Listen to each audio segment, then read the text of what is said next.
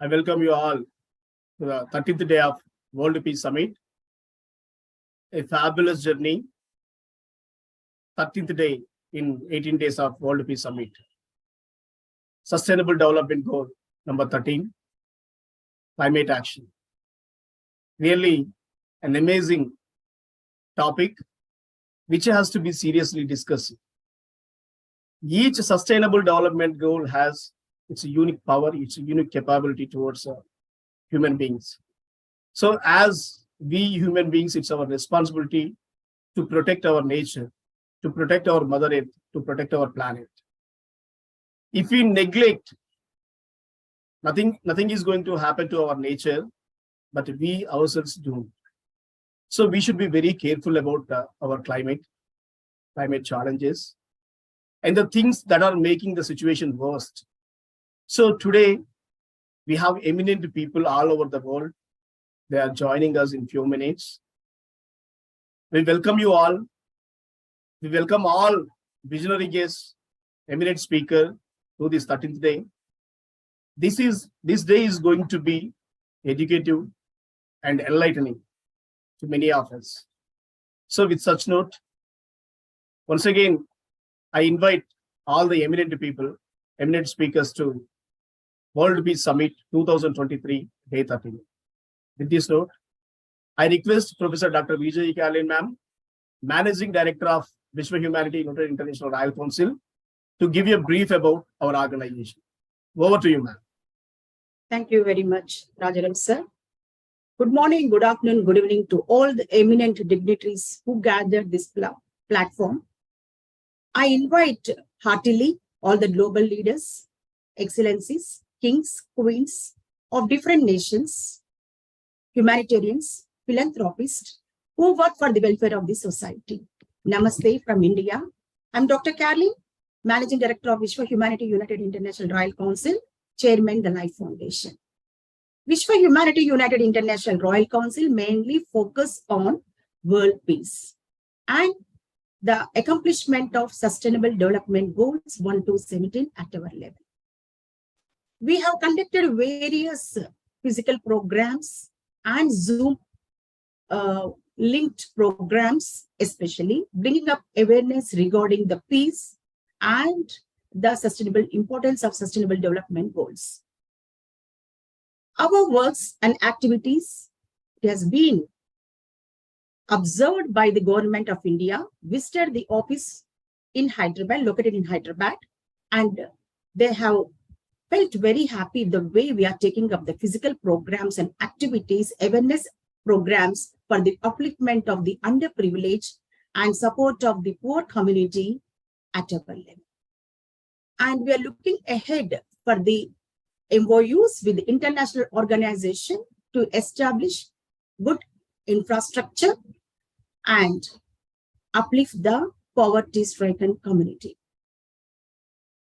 And we are sure that we are going to have good collaborations with international organizations very soon. There are two organizations under the umbrella of Vishwa Humanity United International Royal Council. One is Telangana Kala Parishad, led by Dr. Rajarao Pagadipalli, and the other one is the Life Foundation, led by me.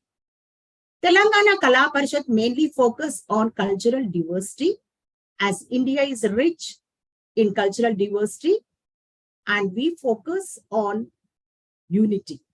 So there is diversity in unity. So that is the harmonial relationship we observe in India. It is like a one family, all the families of different cultures, lifestyles are under one umbrella, and with great understanding and good relationship they maintain. That is what we call as Vasudhaiva Kutumbam. So we want such kind of understanding among the nations to have a harmonial relationship between the nations and to be called globally as one family, and we all to be called as family members. So in this way, Telangana Kala Parishad focus on cultural diversity, and also it has shown a great support and solidarity to the migrant workers during COVID time. They faced a lot of problem because of the lack of transportation during COVID, and it felt very difficult for them to reach to their native places from urban to rural. As they come to urban areas from different parts of India, especially rural communities, for their livelihood. At that time, Dr. Rajarao has taken the problems, issues faced by the migrant workers to the notice of the government, and government responded very positively and supported the migrant workers to reach to their native places. And also, as India is mainly the agriculture country, we mainly depend on farmers for food production. We know this population is increasing day by day. To meet the demands of the growing population, farmers do a lot of hard work to meet the demands of the growing population, to have a good food production. But during that time, they face a lot of problem, and many of the farmers committed suicide because of the financial lackness. At the time, Telangana Kala Parishad has shown the solidarity to the farmers and stayed with the farmers in their traumatic situation and being empathetic during that time. And the Life Foundation mainly focus on vulnerable community, that is the population below poverty line. The Life Foundation adopted 55 acres of slums in Hyderabad, Saidabad, Singareni Colony slums. And when the Life Foundation, me and my team went to the slums, we noticed a filthy environment filled with people with bad habits. They were much engrossed with the bad habits and do not take care of the families, being the head of the family. And the girls and boys were not taken care. At that time, we noticed 2 rape cases in the slums, 6 and 8 years. It was very pathetic situation and it was traumatic. Then we felt that girls and boys need to be protected in the filthy slum. Then we have set up study centers, and we have started with the one as the pilot project, and we have moved to the 4th study center. With 30 students, it reached to 150, and the strength is increasing day by day. The demand is so high that we receive calls from different slums in Hyderabad and Secunderabad to set up such kind of study centers and to impart good education, quality education. So we maintain good study centers. And during that time, we noticed that girls and boys are not aware of what is good touch, what is sexual harassment, what is meant by domestic violence. They were taking up the trauma like that. They felt that that is our life. It is our fate. Then we have taken up so many awareness programs, and we made them realize that they should not fall in prey to the sexual harassment, domestic violence. And we have seen that what is bad touch, good touch. We make them realize and understand.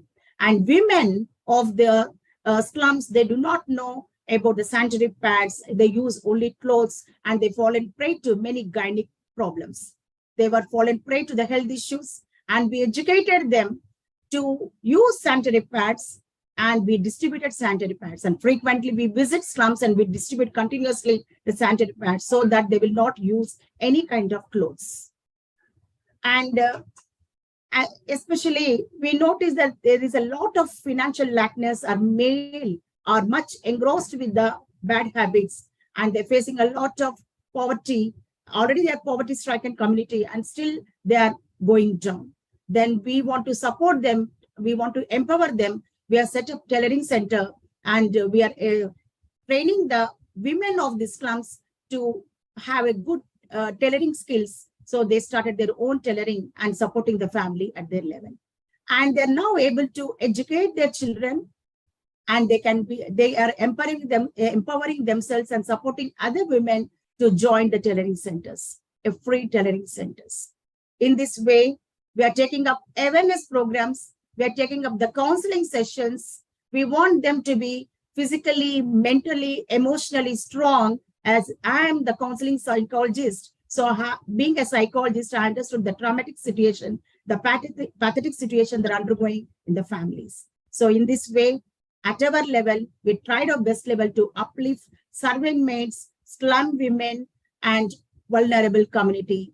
And we are seeing that good education is imparted to their children, even to the servant maids' children. We're encouraging them, and we are providing books, all the stationery, whatever it is required. So, Vishwa Humanity United International Royal Council, what it has said on the Zoom platform, trying its best level to conduct the physical activities and support the poverty-stricken community financially through education, as we believe education can bring all-round development. And if one girl child is educated, family will be enlightened. That will be expanded and enlighten the nation and the globally. So in this way, at our level, we are trying our best level to accomplish sustainable development goals. Thank you very much for giving this opportunity. Thank you so Thank you, much. ma'am. Thank you so much. Thank you so much. Over to Deepa Chaudhary, ma'am, the chair of this program. Over to you. Thank you so much, Dr. Rajarao, the chairman for Vishwa Humanity International Royal Council, and Professor Dr. Caroline, the managing director. Hello, everyone. Namaste. I am Deepa Chaudhary, and I'm honored to receive this opportunity to chair today's session, 13-day in 18 Days Summit. And the topic for today, theme, as very well elaborated by Dr. Caroline, global peace and climate change. The theme is global peace and SDG 13. Okay, and now as we come to this, inviting the speakers, I welcome all of you, the enlightened and esteemed speakers for tonight. In fact, it's night in India, who have taken out their prestigious and precious time to join us for this session. So to continue with that, we have our chief guest, and I welcome and invite Dr. Dragan Jovanov. He's a scientist, educator, and author from Macedonia. And while I was searching for Dr. Jovanov, I realized that I found something that describes him perfectly. He has himself described as old enough to know, young enough to do. And his goal is to give students knowledge and skills that will enable them to get a job and have a successful career. His teaching and research interests continue as design, sustainability, tool design, drafting, flexible solid modeling. And his research interests have always been sustainability design, sustainability manufacturing processes. So, may I invite, and here he is, let's all welcome Dr. Dragan Jovanov. Thank you for joining us. Over to you, please. Thank you very much.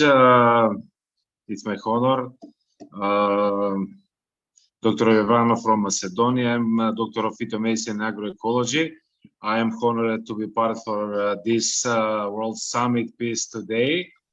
Thank you for inviting me there, Raja. Thank you for your organizing team.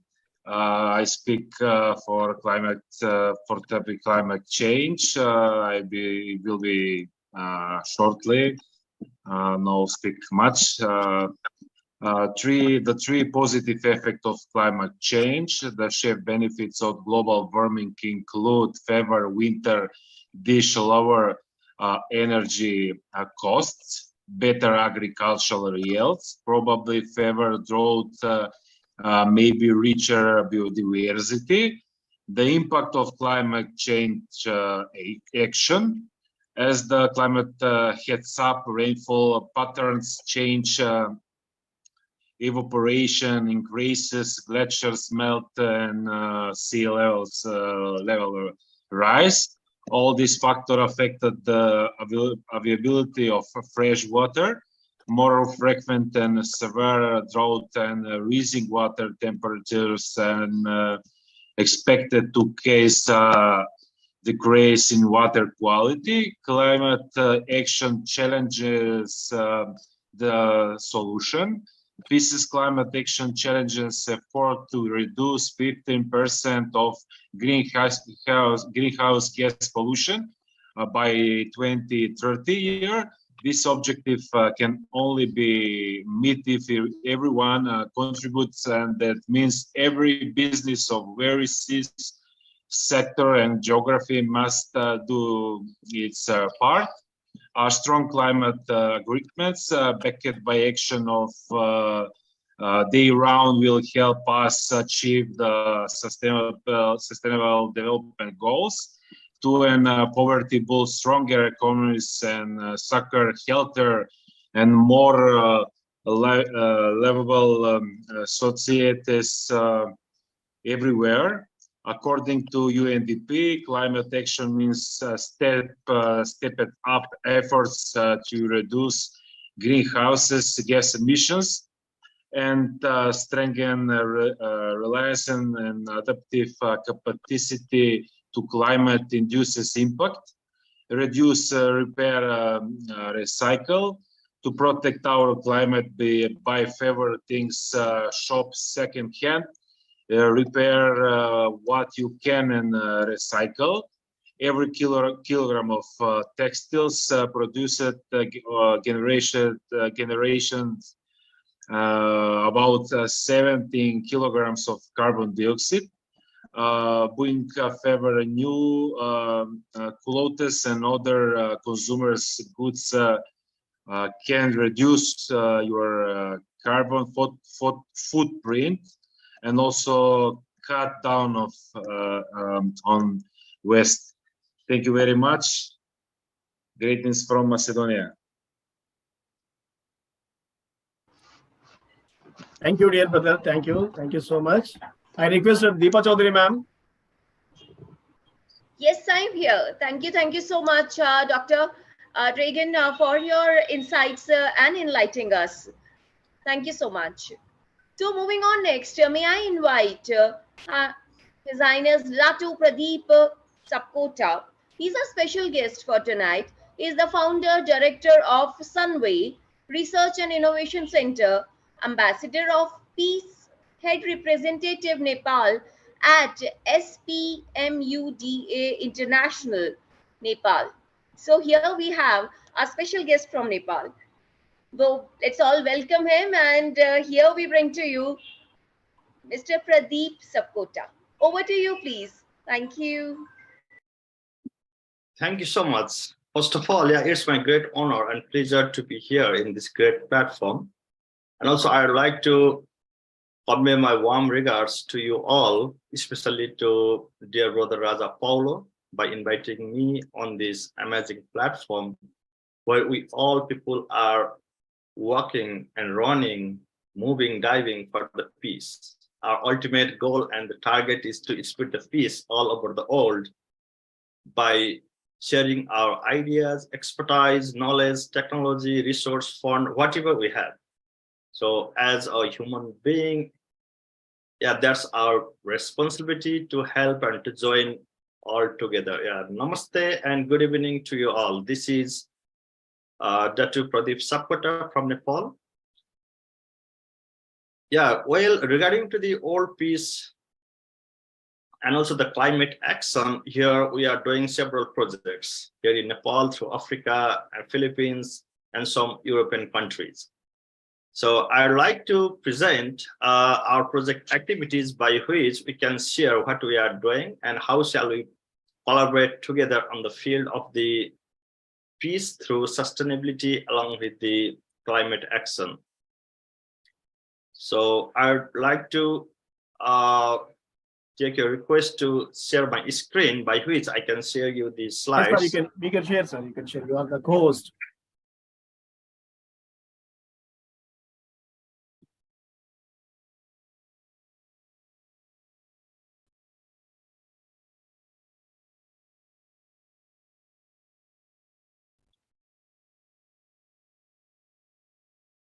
Oh, sorry, just a moment.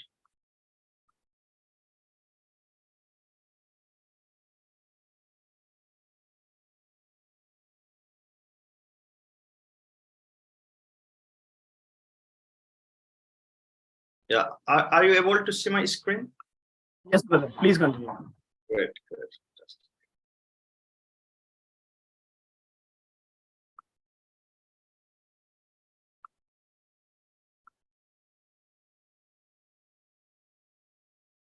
This is Dr. Pradeep Sapkota. I'm the adopted son of the Royal House of Boloy, which is based in Philippines. In 2018, they adopted me as a noble son.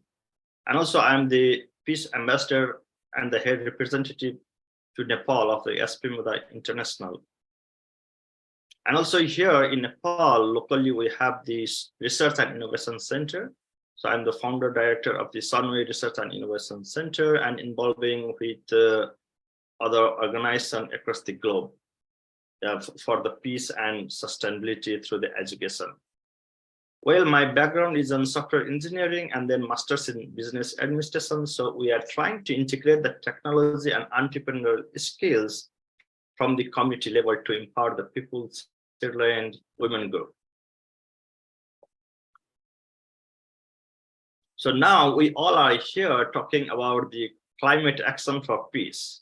So since our establishment here, we are doing from our scale more or less to spread the peace by integrating with technology to fight with the climate as well. So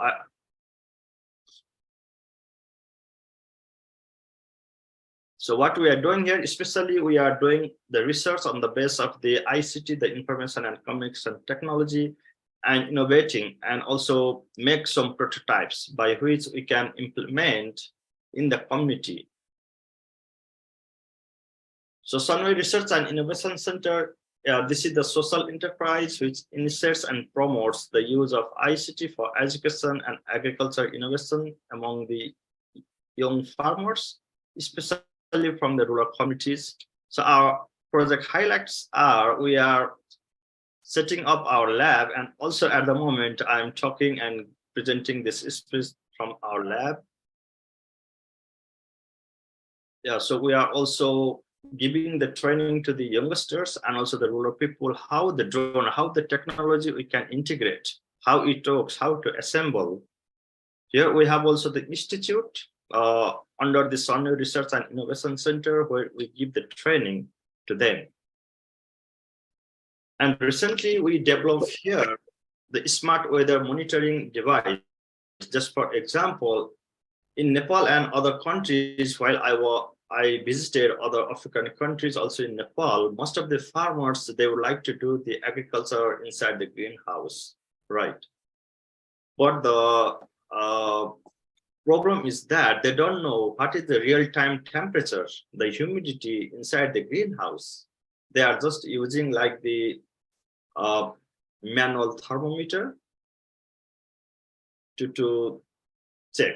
But here, what we are doing is that by using the hardware and software, by using the IoT technology, that we are developing the own monitoring device where we also give the training to the students, the youngsters, so they can develop by themselves. That means we are making them self-independent. I'll show you later how we are doing in the reality, and already we implemented in our research farm as well as in the forestry to monitor the agroforest. This is the greenhouse model, and recently during the COVID time here we set up the smart greenhouse by the help of the Dutch government, the city office of Den Bosch, and also the one world citizen based in the Netherlands.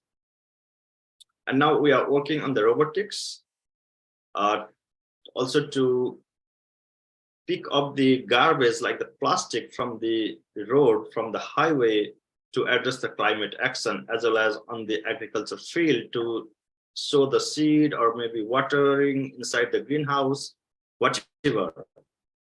And our ultimate goal is, we are trying to do the research on the drone where we can spray the pesticides, but not the pesticides, but the herbicides, where we can make our own manual fertilizer, the organic fertilizer, and we can use the drone for that, because we are mostly focusing and practicing for the organic agriculture, the organic farm.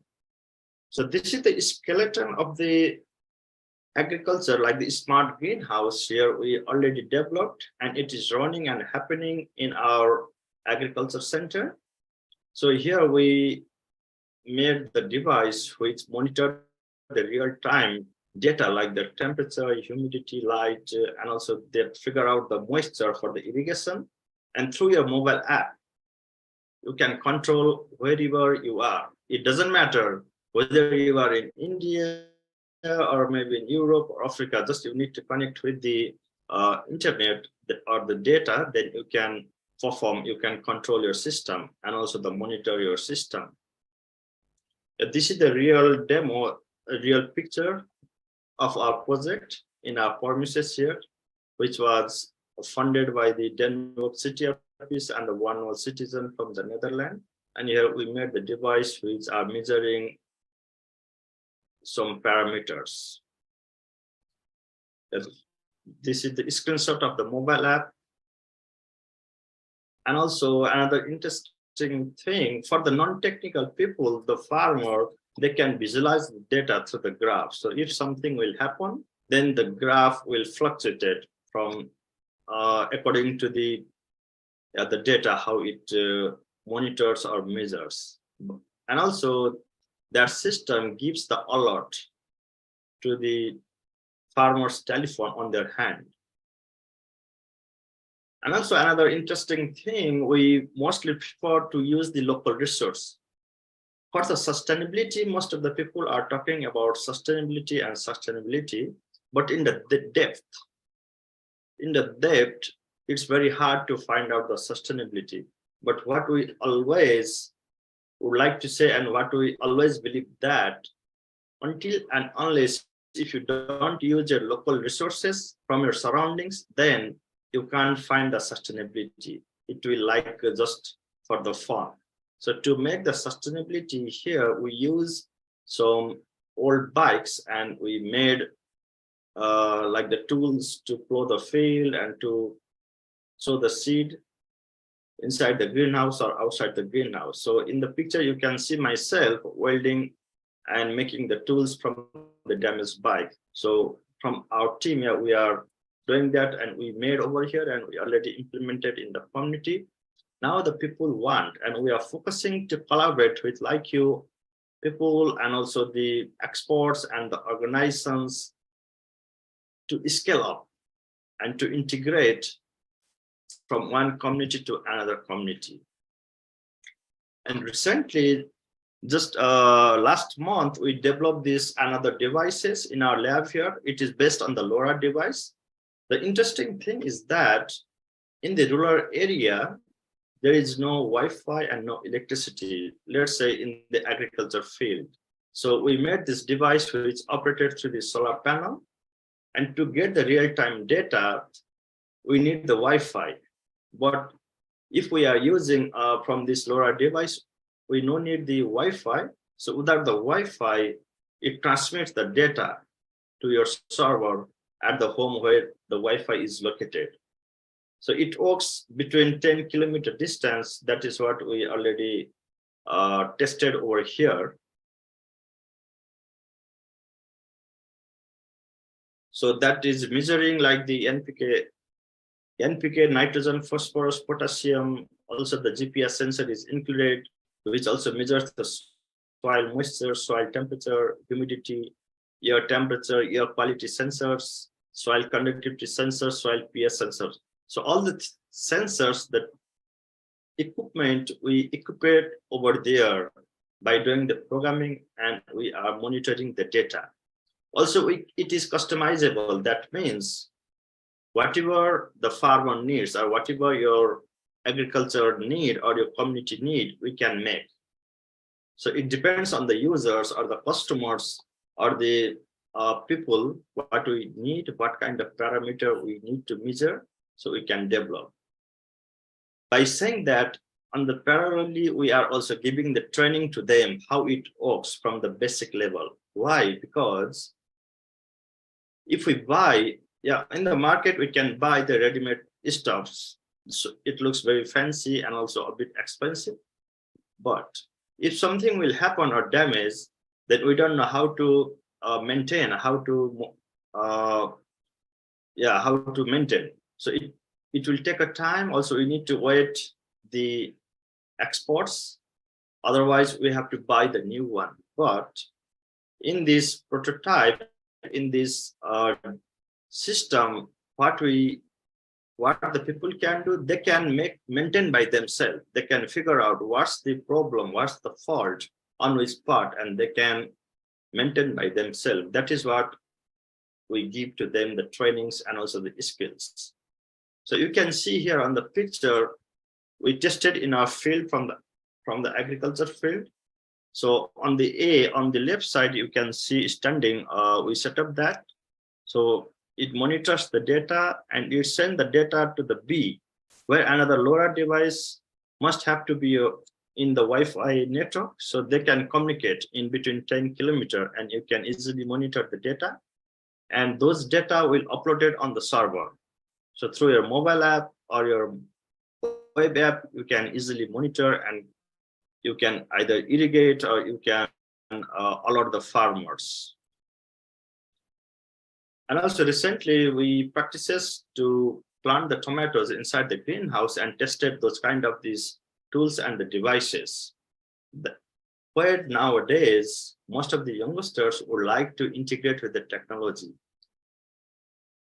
We all know that, like from the India, Nepal, and other developing country, most of the youngsters are moving from one country to another country because of the lack of the skills, ideas, and also the opportunity. But I would like to say the opportunity is in those developing countries, because there are so many things we can do. Just the thing is that we need to collaborate with you all and to develop the technology, to share the ideas by which we can protect our environment, and then we can feel peaceful environment and we can survive. Also, recently we did the reforestation in our 10 hectares of the land here in Nepal, in collaboration with the DOTS organization and also the District Forest Office, the Nepal government. And now we are installing that device, LoRa device, in the field where we are planting. So we are monitoring the data from the remote area, from the forest as well. And also in 2021, there was the competition, Youth Star competition. We succeeded to have the second position, and we won like the 10,000 of the euro in collaboration with the Dutch organization for the Agriculture Innovation Award. And also recently, last week, we also got the award as a scholarship to participate and to present our demonstration in the Indonesia. The event is starting from July 2nd to 8th on about the natural and cultural heritage. So we two are selected. One is the high school student who is also the trainee from our research center. And myself, I'm the social entrepreneur and also the mentor to the students. So we two are selected for the full scholarship, where we are bringing those prototypes in Indonesia, where from the 70 countries, the people are coming over there. And why we are a bit unique is that we give the training and also we help them on the research and development of the production, like the device. And we always focus, let's create our own food production by integrating with the technology. Also, we need the forest, because now and then, we know there is increasing on the global warming. And at least if we do something from our community level, then we can maintain the global warming as well. So this is the structure. How we do is that we do the lecture, the programming training, and also the practical on the forest.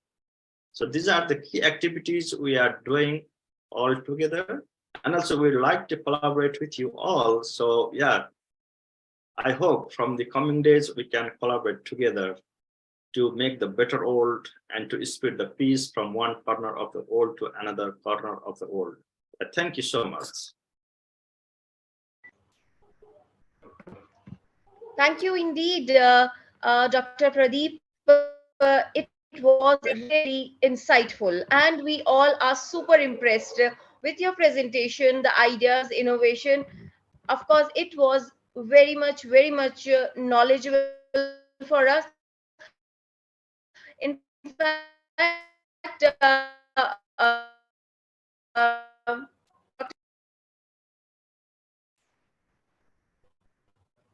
Thank you very much, Pradeep. Really delighted to see your work.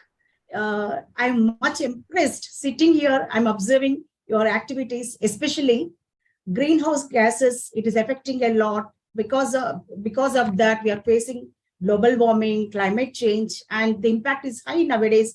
Already, the younger generation also able to understand. But the way you are taking up, especially I was impressed with the device LoRa, which can check the pH level and also the moisture and the NPK, nitrogen, phosphorus, potassium levels, everything which is required for the farmers. So amazing, which is a device with the software and hardware. And I was much impressed.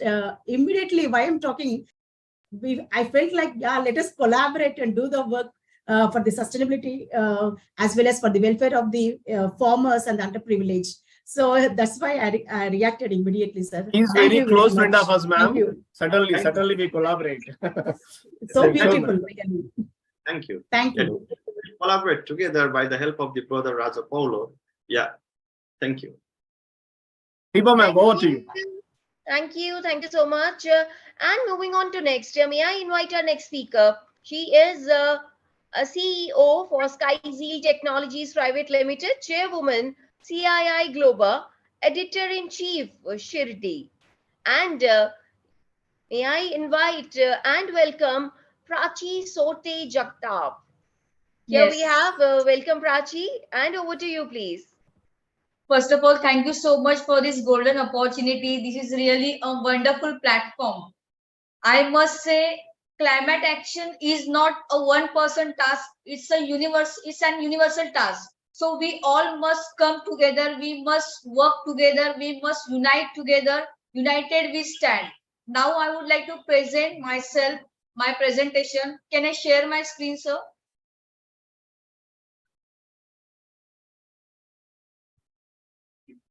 Yes, ma'am, you can. Okay.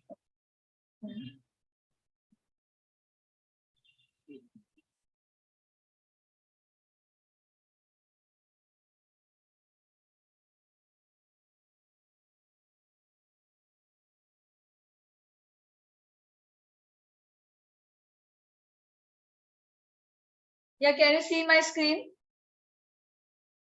Yes, ma'am, perfect. Yeah. So today's topic is not only single person topic, it's a global topic. Climate action. Action speaks louder than the word. So we would like to know what is climate action, what is a universal task, how we can come together, what actions we need to take together.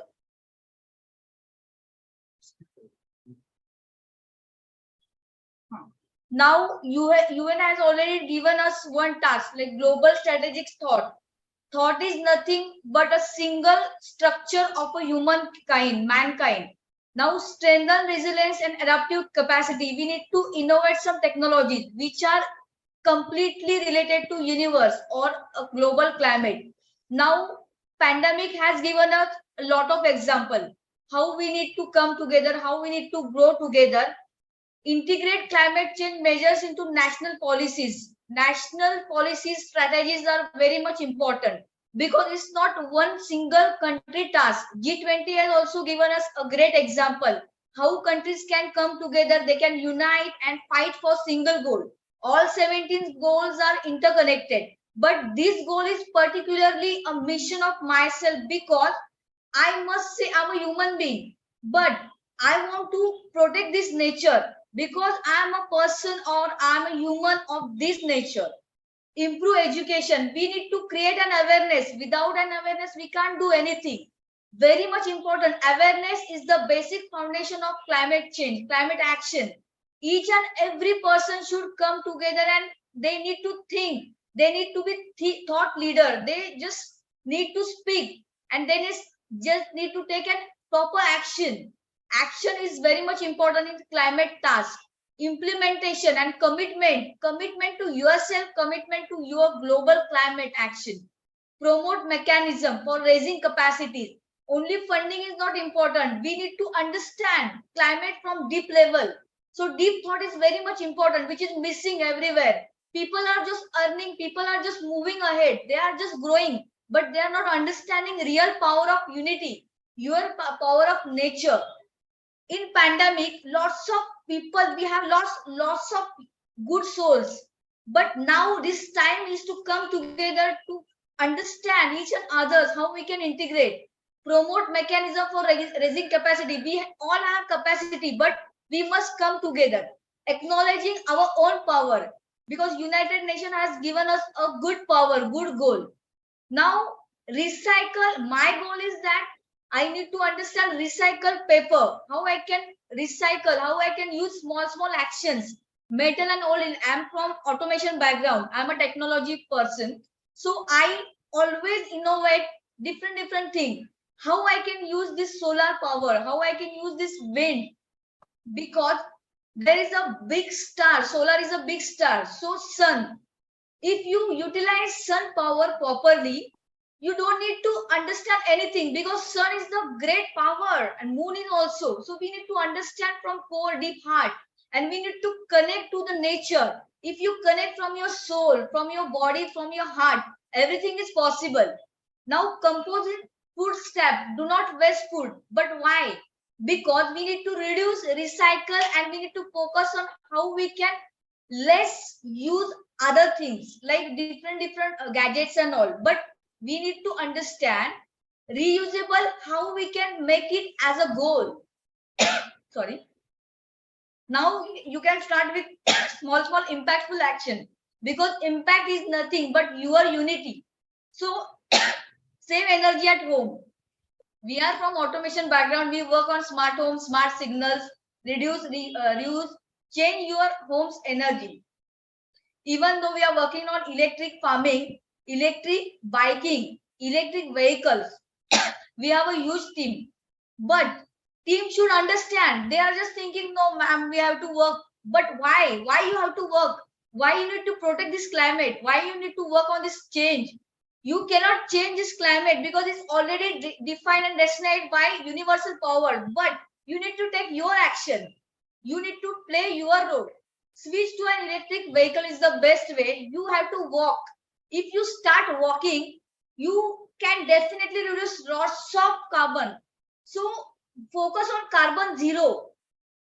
Transportation, small activities, small person also, student also can do anything. Even child also, like kids also can do anything, because they need to understand. We should give them that awareness, add them that awareness. Transportation is the biggest way, because every person is you moving here and there. So carbon emission is nothing but you need to understand carbon dioxide, oxygen. Why we need to protect trees? Trees is the best, we can say tree is the best foundation or best medium by which you can add lots of oxygen.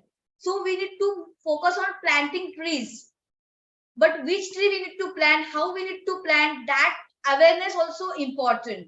To preserve a livable climate, people should feel much better. Like suppose I am traveling somewhere, I need to go in any park and I need to feel relaxed, and I need to understand this is my climate, how I'm feeling relaxed. So I need to create an awareness for other people, other souls also, through technology, through my own innovation, mindful meditation also, mindful flying also. You need to work on transportation also, very important. Now biking is also important. Consider an electrical vehicle is the best way. There we are going to implement. We have a huge technology people. We are already working on collaboration also, because 17 goal is also interconnected with this goal. If you collaborate with technology people, funding partners, we need to choose the right partner, right people, right action at right time. It gives you right goal. So very much important. This is my small advice for all of you. Thank you so much. Take your action, because time is precious. Each single nanosecond is important. We are wasting lots of time, but if you take this action right now, this is the right moment, right thing and right time, and sir has given us the right platform. Thank you so much to sir. God bless all human beings. Take care. Yes. Thank you so much, Prachi, for refreshing our memories that even small steps by each one of us, even from kids, students, adults, from every phase of life and every age, can contribute towards environment friendly climate change. In fact, very nicely said that even we can save on carbon emissions, for carbon footprints. We should actually walk more, which is healthy also and environment friendly also. Thank you so much. Thank you Wonderful. so much. Yes, ma'am. Thank you to you also and all participants. They are gathering here for good and global mission. Thanks to you. God bless all. Take care. Wonderful. Moving on next, may I invite founder CEO Ed Vishan, Principal VHS VICCI National President ESG Council, Dr. Shanoli Ray. Yes, you are here, and on behalf of everyone here, we welcome you and thank you for taking out your precious time. So, over to you, please. Thank you so much for inviting me in today's platform. It's really a learning platform for me also. And I'm getting a lot of knowledge from my fellow participants and speakers. So greetings to all the distinguished guests present over here. As we know that I would like to talk about one of the most pressing issues of our time, the importance of peace and its connection to Sustainable Development Goal 13, that is climate action. I would like to start with a quote of Albert Einstein: peace cannot be kept by force, it can only be achieved by understanding. As we know, peace is not merely the absence of conflict, but the presence of justice, equity, and a sense of security. It is a foundation upon which all progress is built. However, despite its significance, peace remains elusive to millions of people around the world who continue to face violence, oppression, and injustice every day.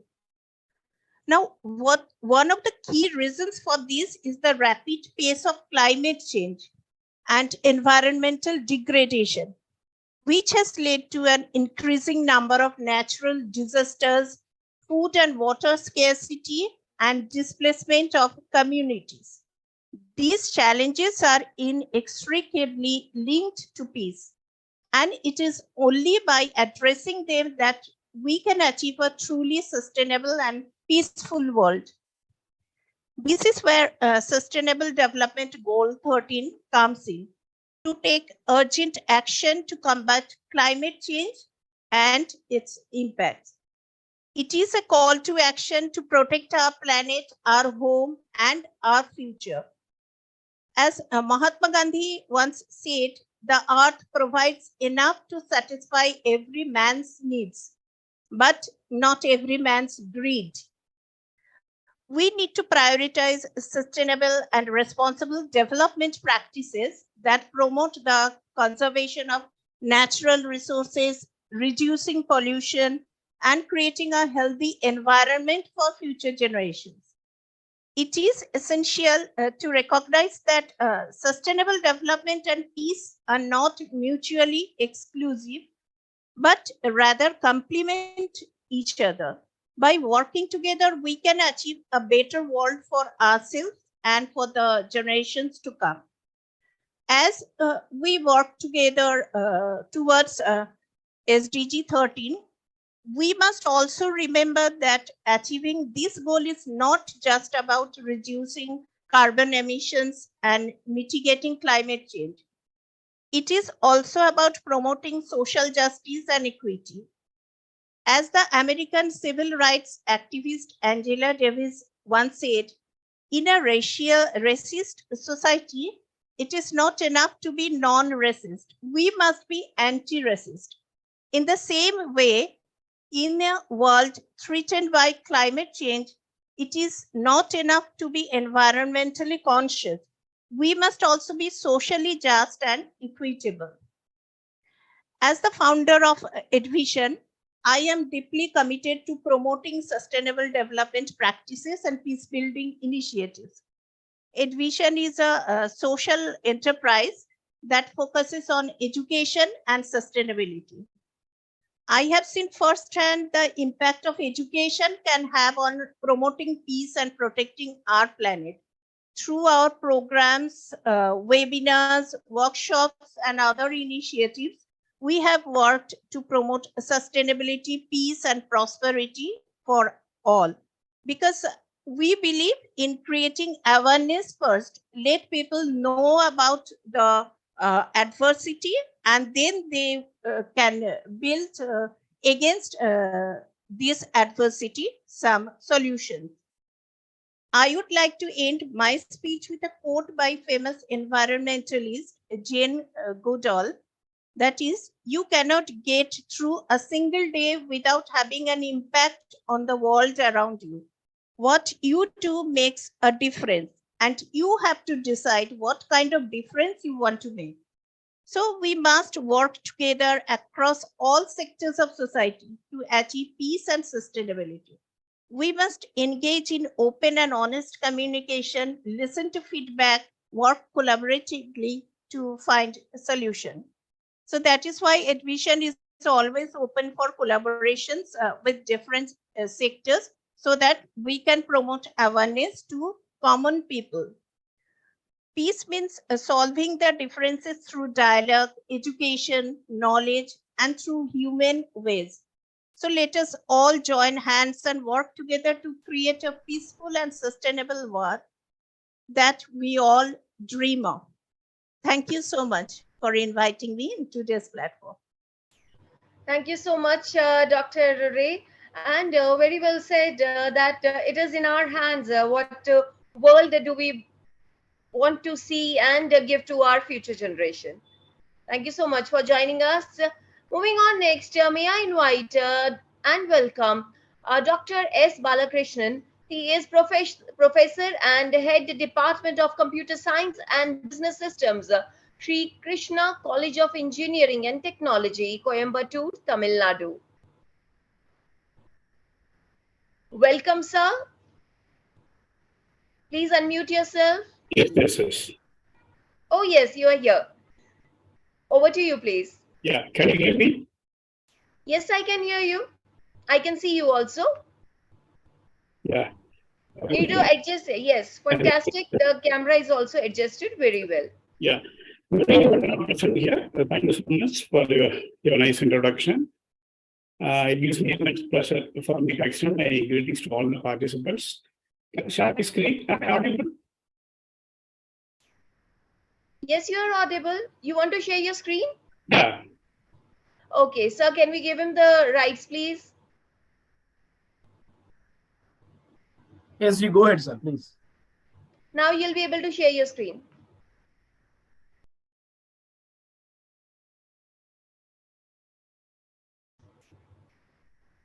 I'll let you know when your screen is visible. Yes, it is visible to me. You can make it a full screen and then we are good to go. Now, okay. Perfect, sir. The screen that I can see is say thank you. Can you make it a full screen, please? Press F5. No, it's full screen only. Yes, wonderful. Okay. Now it is visible. Yeah, Thank you. Yeah. So thank you so much, Dr. Rajarao. Actually, just this is sustainable development SDG 13. That is the climate action. It is a crucial for the future of our planet. It recognizes that climate change that poses an unprecedented threat to the existing societies and even for the natural environment. And also recognizes that the climate change, the goal is to implement the policies and take the actions that will strengthen the resilience to climate-related hazards and the natural disasters, and also promote the sustainable development, and also reduce the greenhouse gas emissions, that is the GHG emissions. So that's the impact of climate change is far-reaching and it affects everyone from the communities and protest part of the world. Just unmute your mic, sir. There is some small disturbance.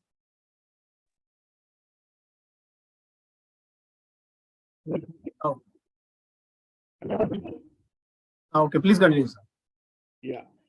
So the stage of climate action is to make sure that all the countries work together to create a sustainable future that is relevant to the climate change.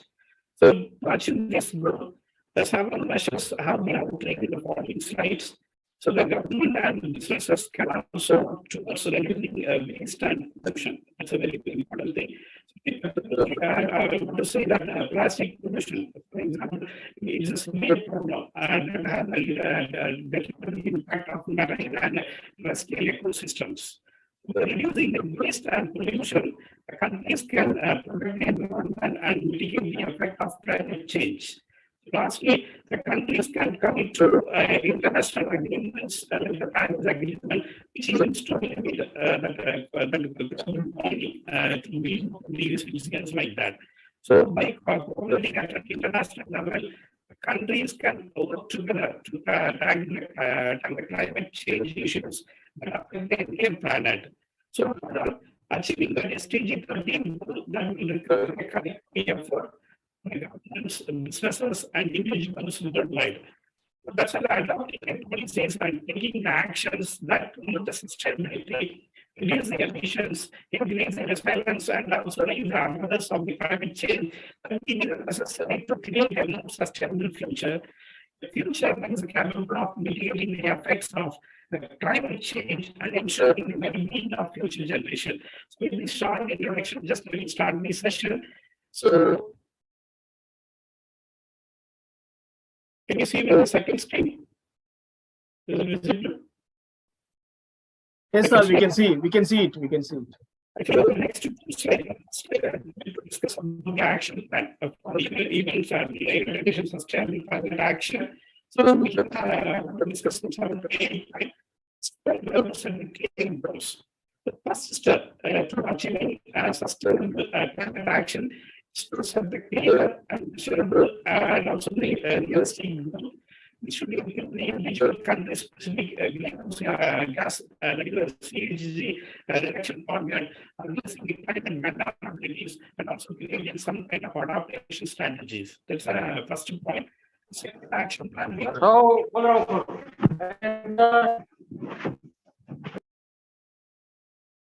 Are you okay? Are you? You please continue, sir. Someone. Second action plan, energy. That is a very important thing. So it's just a transition. The energy sources like solar and geothermal and the emissions to sustainable level. So in that case, the government private entities should invest in energy infrastructure, which also create jobs and even society. The action plan is the sustainable public transport. There is some mic disturbance, sir. Voice is not audible, sir, properly. Your voice. Balakrishna, sir. Yeah. Just please remove that pin and please insert it once again. Which one? Now okay, sir. Now okay. Can you speak now? Okay. Okay. Now okay. Yeah. So promote a sustainable public transport system and step and produce emissions and there is something sustainable public transport cycling and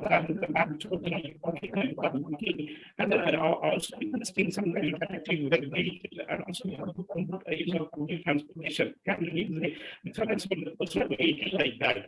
So the action plan is sustainable agriculture and policy is a very important thing. Here that process will increase the society sustainable land that is the practices like forestry that cannot be only reduce the SDG emissions significantly, but also improve the health and increase the food security and other things.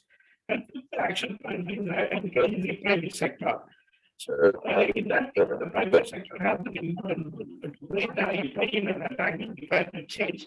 So the government should achieve some partnership with businesses and other stakeholders to accelerate the progress towards the sustainable climate action. The sixth action plan will be the carbon pricing.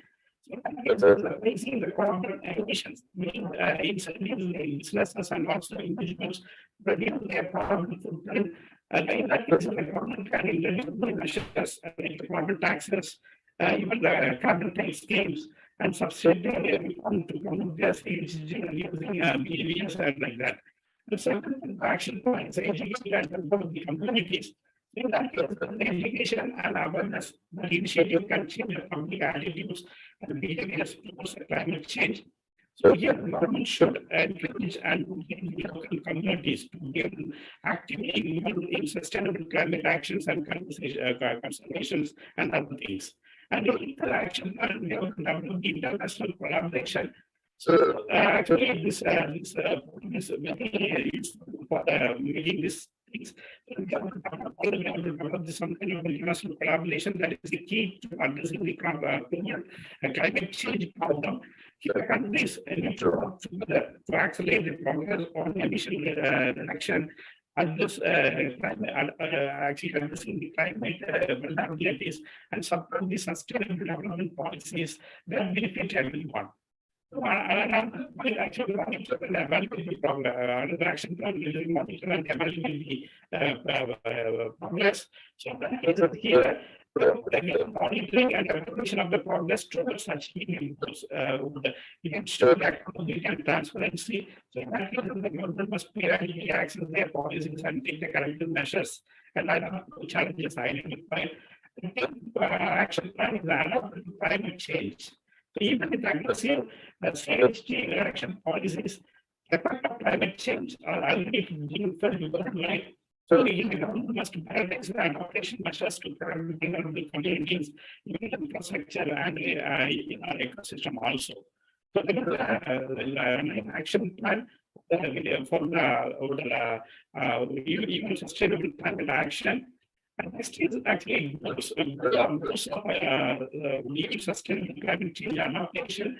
The first actually the effect of adaptation and resilience to the impact of climate change and reduce the vulnerability of communities, especially the most vulnerable and marginalized populations, including women, children, and people living in poverty.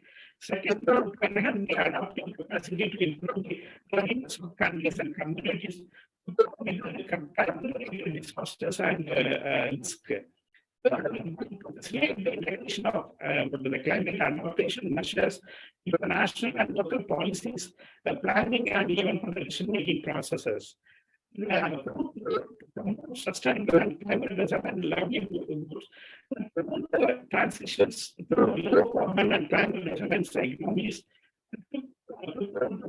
and enhance the ecosystem services and biodiversity as well as enhance the resilience of the ecosystem. Climate change, including the protection and distribution of the forest, wetland, and other natural systems. And the sixth, to facilitate access to climate finance and enhance the international collaborations and partnership to support the adaptation efforts in developing the countries.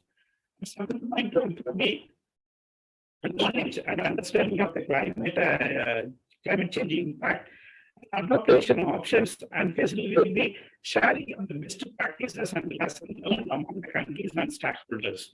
These are the goals we have followed for the climate change adaptation. And next, you have the climate action plan.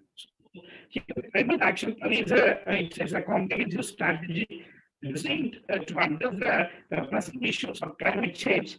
So here, the plan is focused on reducing the greenhouse gas emissions, increasing the energy efficiency, promoting the renewable energy sources, and also promoting the sustainable transportation.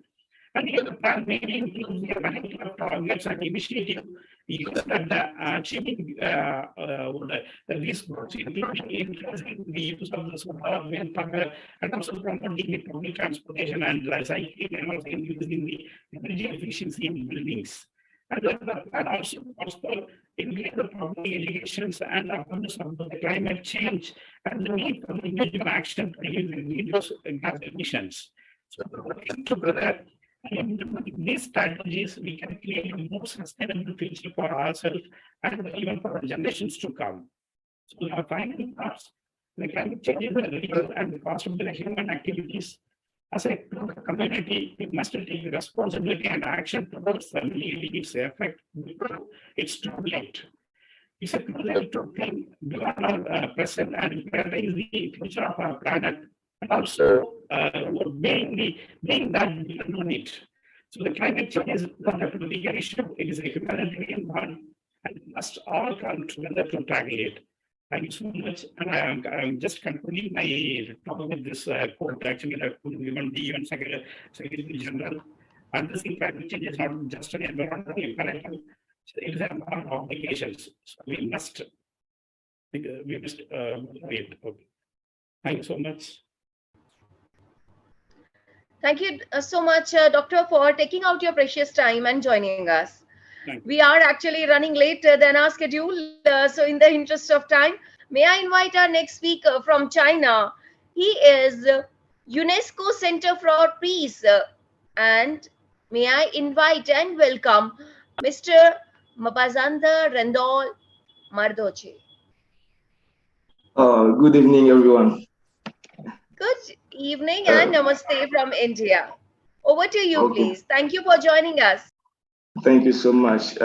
First one, I would like to thank everyone for being here to attend this conference, and this one is really, really important. I'm in China, in Xia.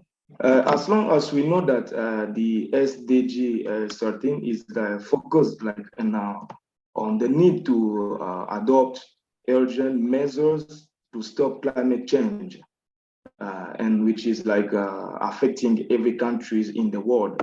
Among these measures, we highlight improving resilience and capacity to adapt to climate-related risk, and including action regarding climate change in governments, policies, and strategy, improving education and awareness.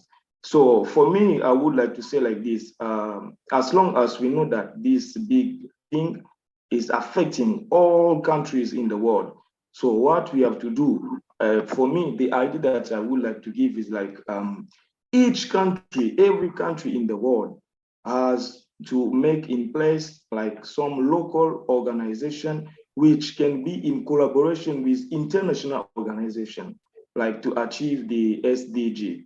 So for me, I think it is really important, because today we can see some of young people, everyone, even every different generation. Some people can try to buy something on the street, then after using, they just take the thing and throw it on the road. So they don't know the impact. They don't know what can happen later. So this one is very important. But if there is some local organization in place in the country which can try to teach them to know how to use this, I think that one, it is very, very important.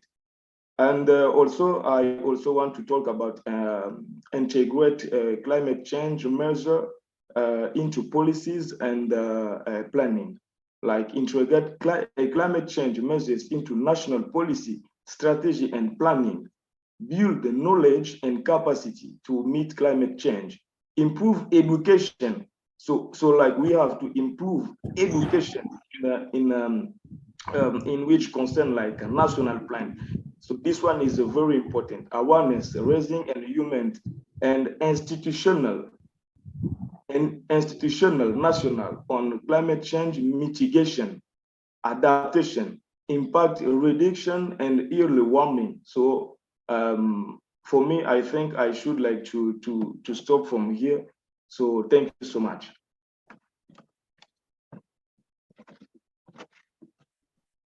Thank you, my dear brother. Thank you. Thank you so much. Thank you so much for joining.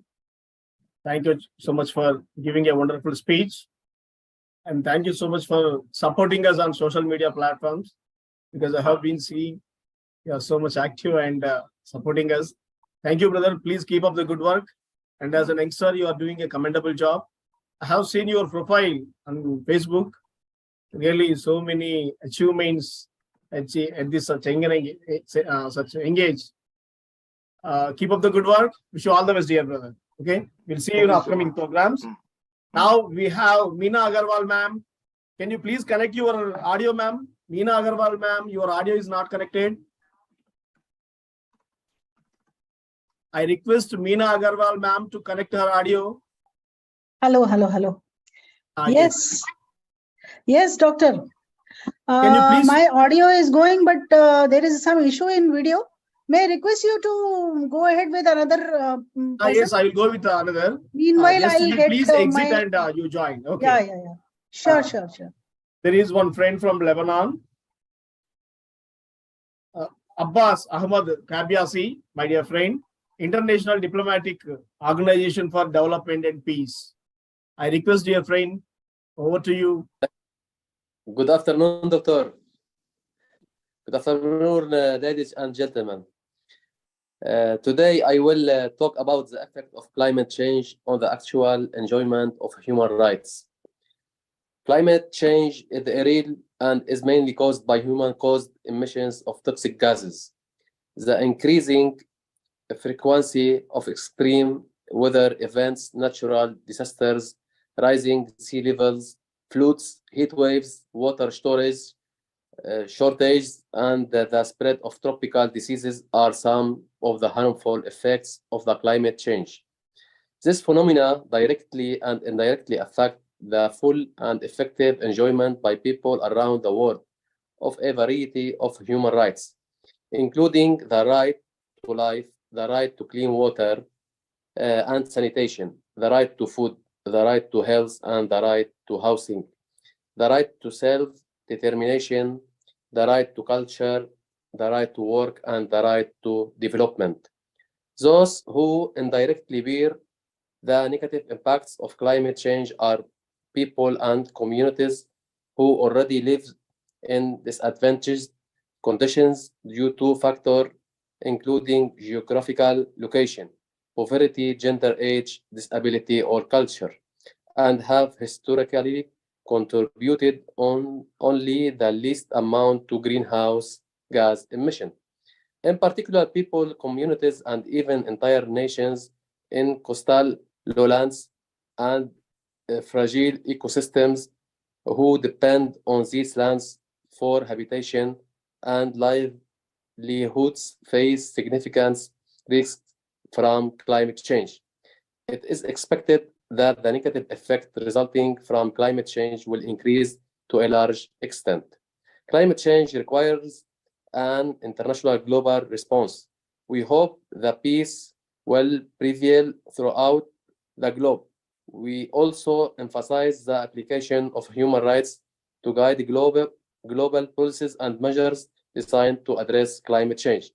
The rights holder and their entitlements must be identified, as well as the duty bearers involved and their obligations to find ways to enhance the ability of the rights holder to present their claims and the ability of the duty bearers to fulfill their obligations.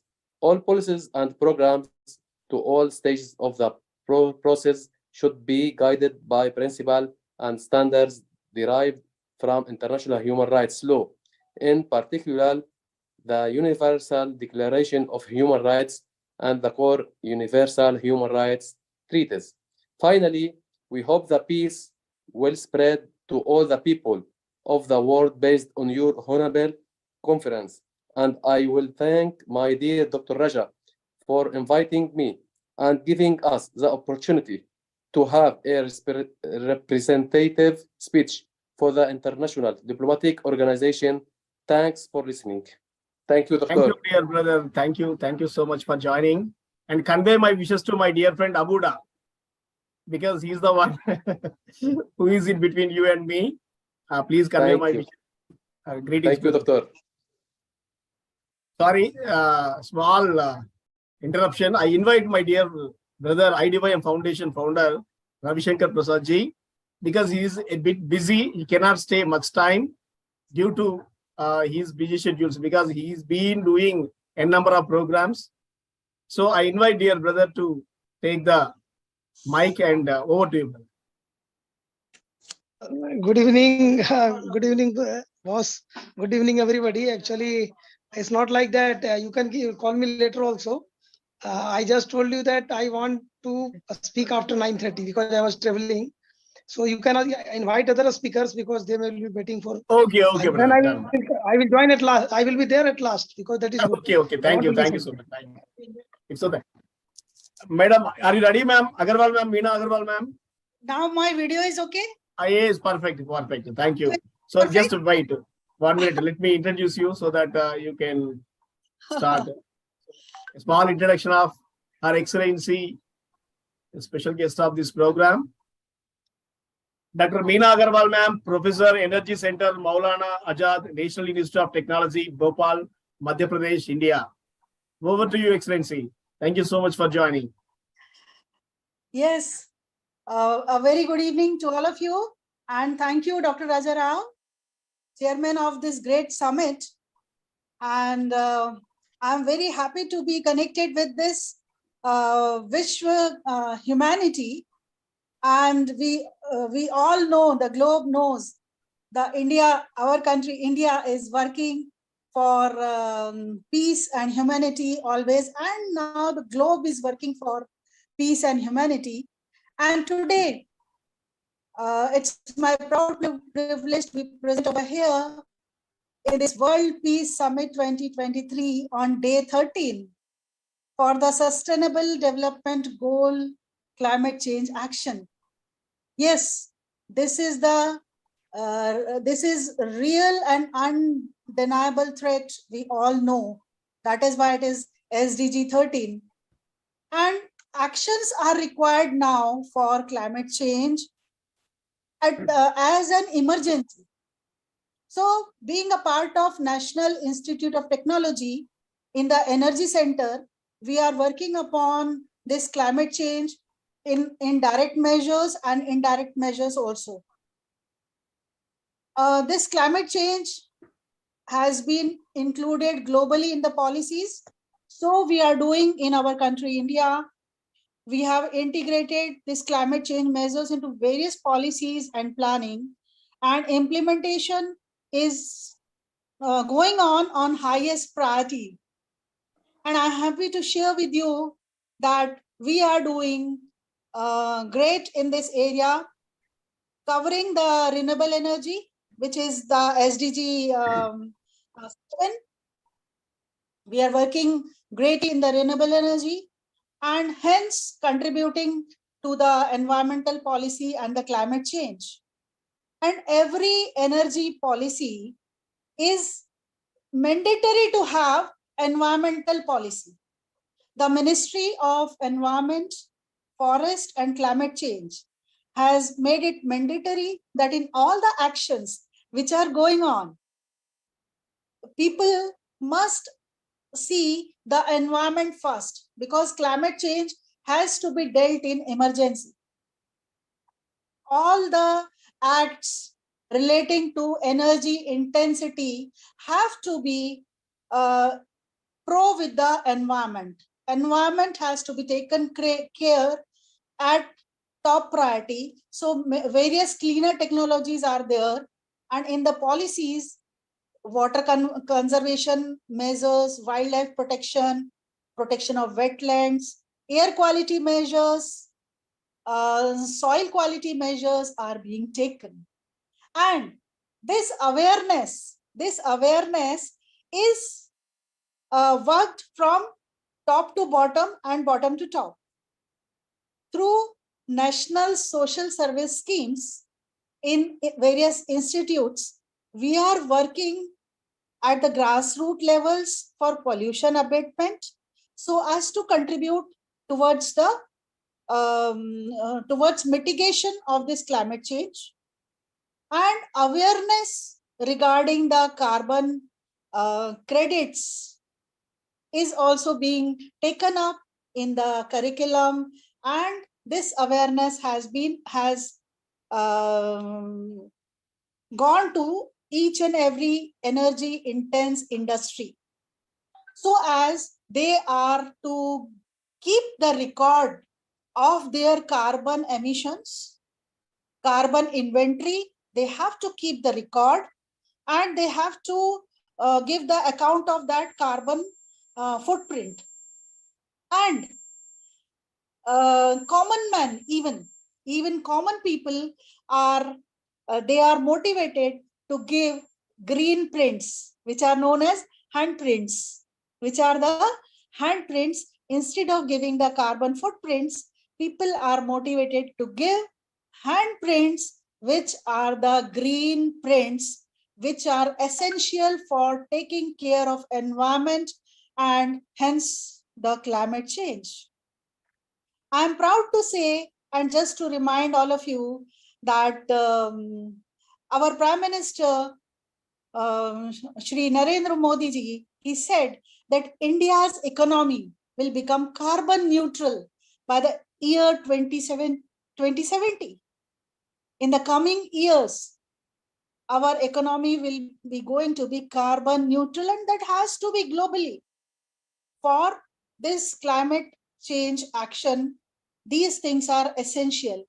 Energy Swaraj and AICT, they are also working hand in hand for this climate change action plan. This is a mission, and each and everybody must be involved in this mission. And as very rightly said by our Prime Minister, this is lifestyle for environment.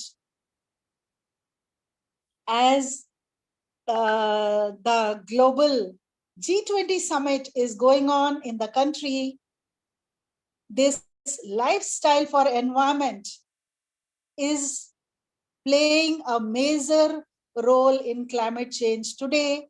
And this emphasis is there in G20 summit, which is going all the year round, so as to have one world and one climate, and this great environment of the globe can be saved. So this Panchamrit has been given that the fossil fuel energy capacity has to be reduced, has to be cut down, and renewable energy has to be promoted for net zero emission, These all awarenesses we are working from top to bottom and all the approaches, and this is need of the hour for the globe, and all must work in this spirit. Lifestyle changes must be there for reducing, reusing, recycling, and we have to go long way to tackle this climate change. So friends, I'm happy to be a part of this motivation, this mission of betterment of humanity, betterment of Vishwa humanity, betterment of this climate change. I am proud to be a part, and I am thankful, very much thankful for Dr. Raja Rao to make me a part. And I want to be, I want to give a continued support, maybe at the grassroots level or on the top level or whatsoever. So thank you all, and all the best for everything. Thank you, Dr. Rao and all the organizers. Thanks a lot. Thank you, Excellency. Thank you so much. That was so amazing, so wonderful. The way you put forward your insights, really fantastic. Yeah, really. Thank you. Thank you. We are honored. We are honored. And thank you for your support also. Totally we work together, Excellency. Thank you. Yeah, we all have to work together. Yes. Now I invite Dr. Archana Burman, ma'am, founder and president, Big Brain, Brilliance, Knowledge Hub, and Diaz Driving aspirations. The great Dr. Archana Burman, ma'am. Over to you.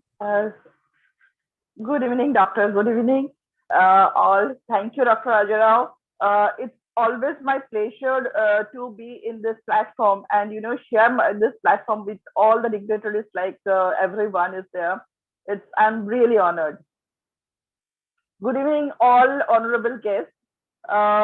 Today's topic is Global Peace and SDG goal number 13. Sustainable Development Goal 13 is to limit and adapt the climate change, and it is one of the 17 development goals established by United Nations General Assembly 2015 that we all know. The fight against climate change is also a fight for international peace and security. The impact of climate change is already being felt everywhere. Access to natural resources, food shortage, and the scarcity of world water resources, where we all being exacerbated by global warming. I'm very sorry. In Africa, especially, the climate crises are becoming more extreme and frequent. They aggravated conflicts. Climate insecurity is a factor that allows terrorists and armed groups to exploit the frustrations of the population. Climate change is considered. Just 1 moment, please. Just 1 moment, huh? You take time, Excellency, no problem. Dr. Kalpana Dikshit, ma'am, our own Dr. Kalpana Dikshit, ma'am, research supervisor.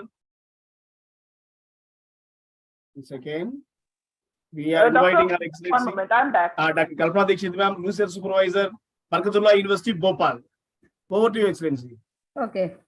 Thank you, Dr. Rajarao sir, Professor Caroline, for inviting me on this World Humanity Conference, World Peace Summit. I am really honored. Actually, the today's topic is Sustainable Development Goal 13 and peace. So the association of Sustainable Development Goal and peace is really a very much important aspect of the present summit, because the summit is on peace and we are also focusing on sustainable goal, because without any sustainable measure, we cannot establish peace. All the conflicted situations, all the stress, all the human war, all the frustration are exist due to lack of resources, due to over exploitation of the resources, due to conflicted situations from one border to another border, due to war and climate change situations. All things are very much connected to each other.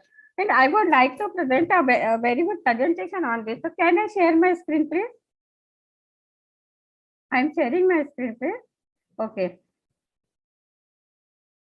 Yes, please, Excellency. Yeah. This is my presentation. We are at the last generation that has a chance to stop climate change before it is too late. I am Dr. Kalpana Dikshit from India.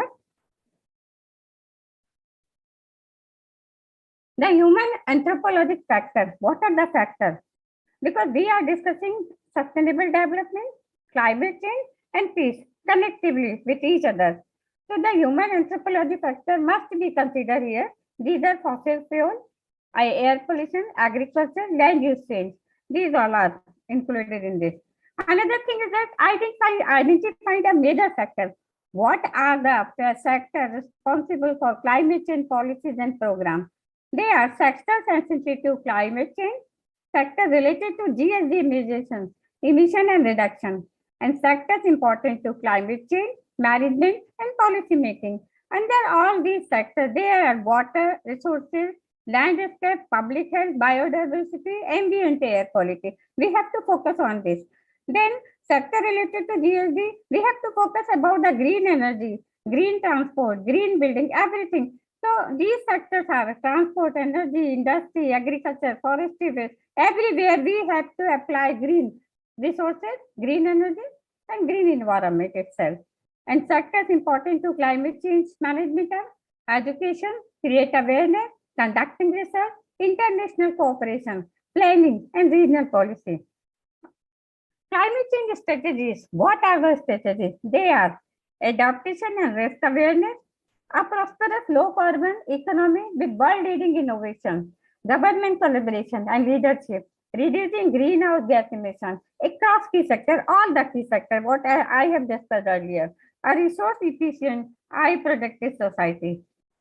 Now we come on the peace. How sustainable development and peace are connected. This is the theme of the present day conference. SDG goal 13 and the peace. SDG goal 5, 8, 10, 11 and the peace. Without peace, there is no development. And without development, there is no peace. What are the sustainable development goals on peace and conflict? The sustainable development goal aims to significantly reduce all forms of violence and work with governments and communities to find lasting solutions to conflict and insecurity between border, within border, and among the border. The role of peace is sustainable development. What is the role? Promoting peace and sustainable development reduce poverty and prevents conflict, because poverty is the major aspect of any conflict at any level.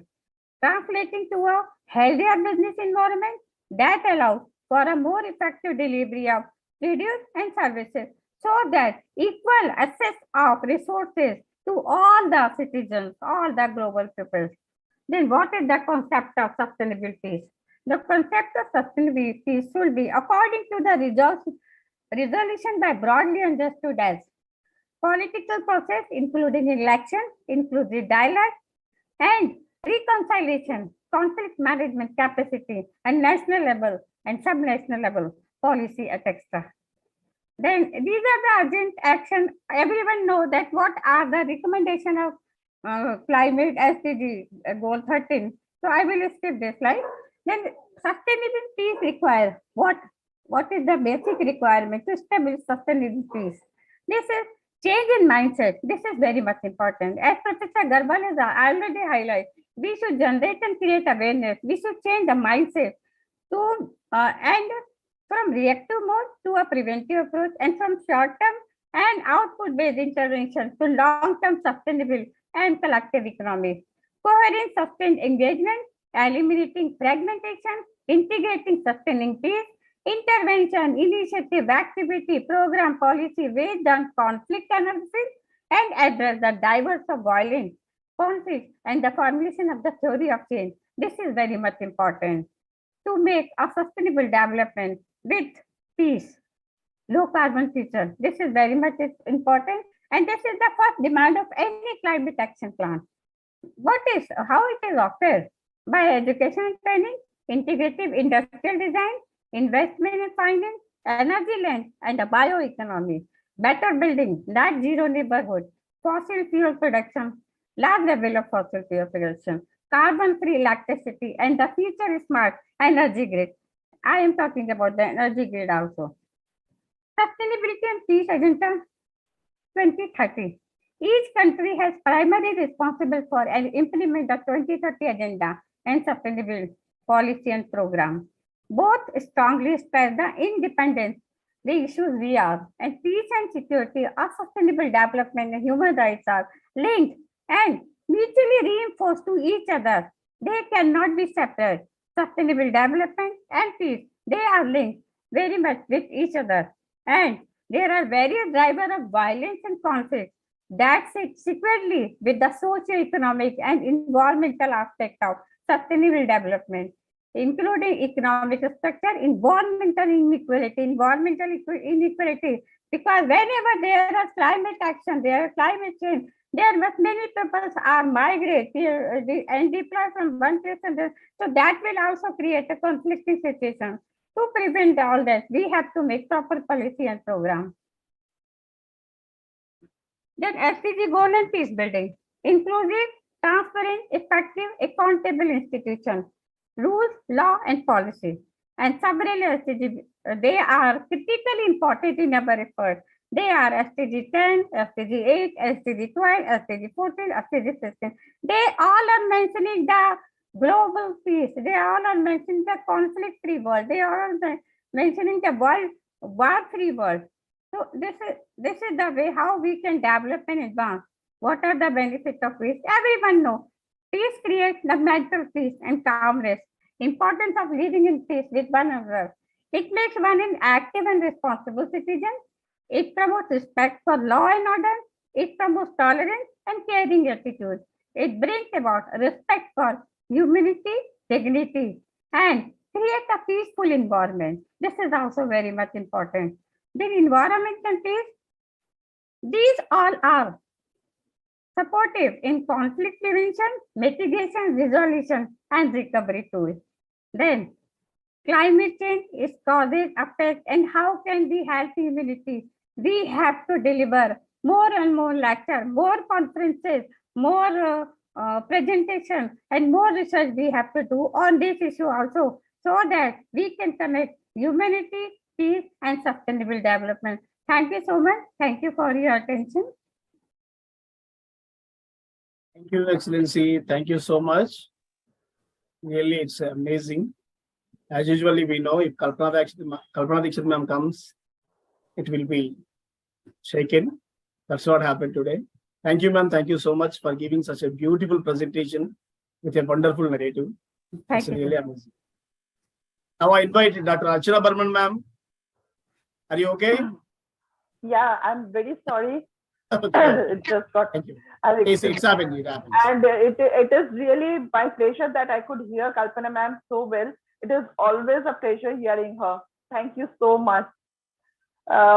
Anyway, where I was, it's the, fight against climate change is also a fight for international peace and security. As all the speakers has already told, and just now Kalpana ma'am has also said so many things, so many valuable points. Like climate change is considered by many of us among the greatest risks for peace and security in 21st century. As the planet's temperature rises, extended droughts, rising sea levels, and more frequent the intense storms and affecting the lives and livelihoods of the people all the corners of the globe. The world is facing unprecedented risks from climate change, and that every region is affected as a code red for humanity.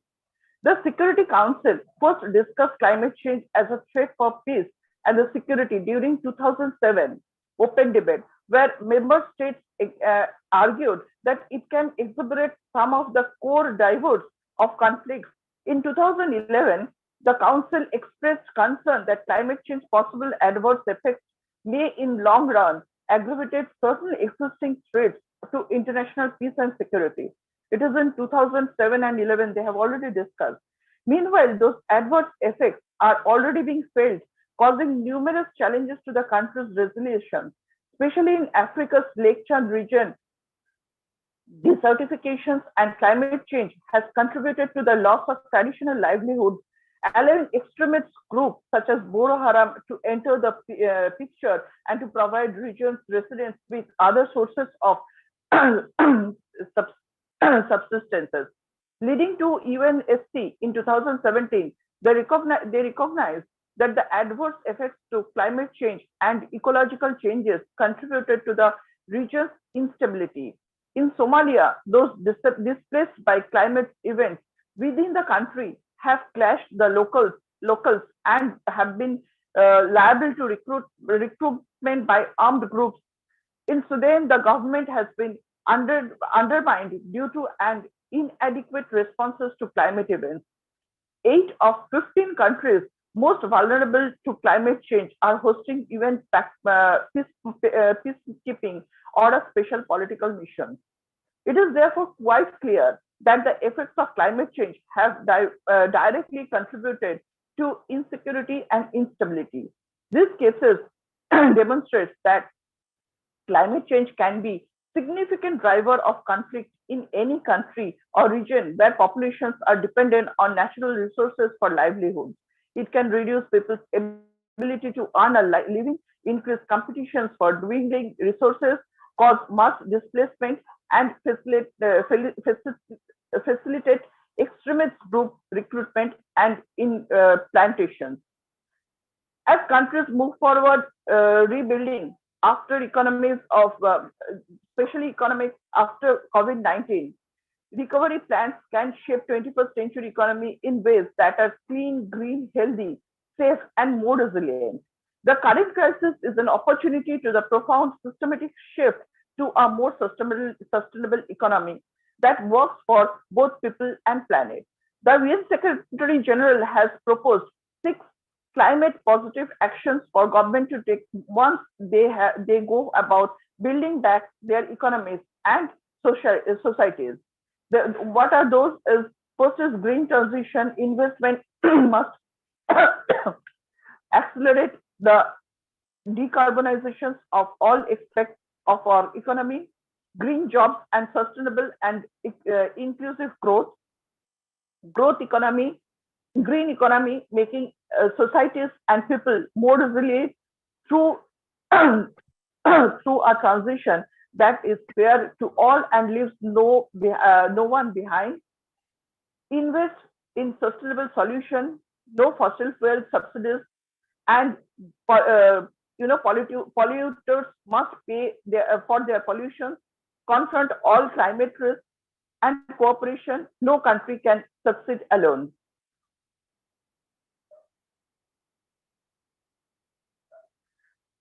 We must therefore establish various circles between social economic development and actions in favor to this climate and biodiversity. The participation of the local populations is essential.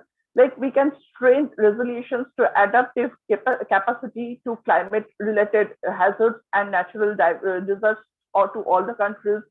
We can target to climate change measures into national policies, strategies and planning. We can improve education. We can create awareness, rising and human and institutional capacity on climate change mitigation, adaptation, impact on reductions and early warning.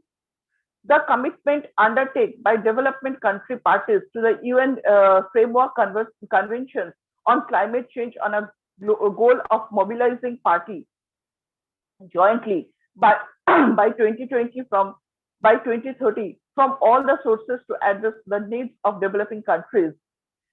I think we all can come together and educate our next generation, and even we can also start understanding the global warming can really affect the peace, and we can work together. That's all from my side. Thank you, Dr. Rajarao. Again, I'm really honored to share the platform. Thank you, Archana ma'am. That's why I said when I am introducing you, the great Archana Burman ma'am. You know why? Because we write a story while we are making this sound, the struggle that you have taken to present the paper. Because there are some invitees who, irrespective of everything is good and stronger, but they are ignoring the program. So at least every day we are seeing 2 or 3 people. But ma'am, Archana Burman ma'am, you are setting standards. Thank you, ma'am. Thank you so much. Thank you so much. It's really my honor. Thank you. We certainly put some remarks on beside your speech, the struggle that you have taken in our Savanit. Certainly we'll show it to you.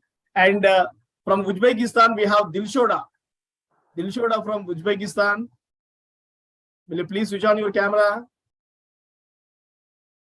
Dilshoda from Uzbekistan. Okay, we have Dilshoda ready.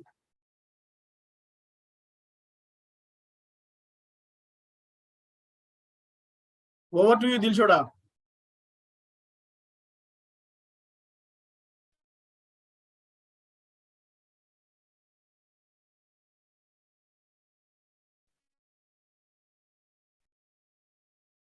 Hello. Yes, please continue. Everyone.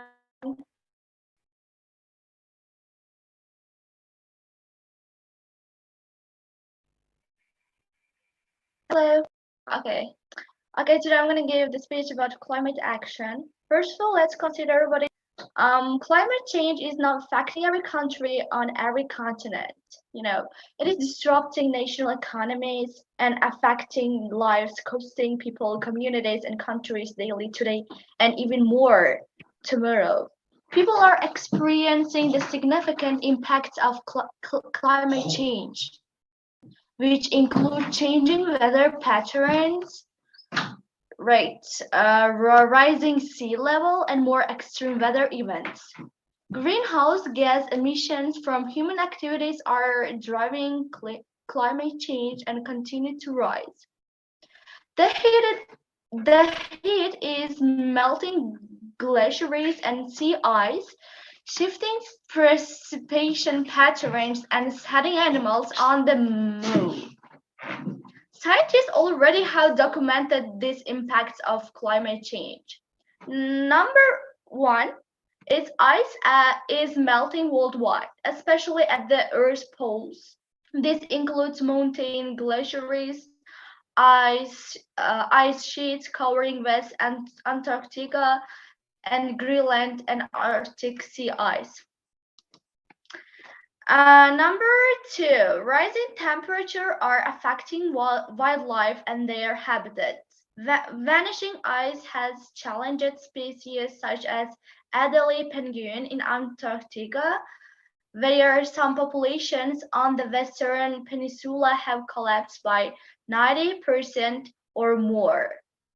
In the future, maybe according to science, hurricanes and other storms are likely to become stronger, like floods, droughts will become more common. What happens if we don't take action right now? Doing nothing will end up costing us a lot more than if we take actions now that will lead to more jobs, greater prosperity, and better lives for all while reducing greenhouse gas emissions and building climate resilience. We must act now. Always, everyone can limit climate change if they want. Like from the way we travel to the electricity we use, the food we eat, and the things we buy, we can make a difference. Much of our electricity and heat are powered by coal, oil, and gas. Use less energy by lowering your heating and cooling. It helps us not wasting our electricity.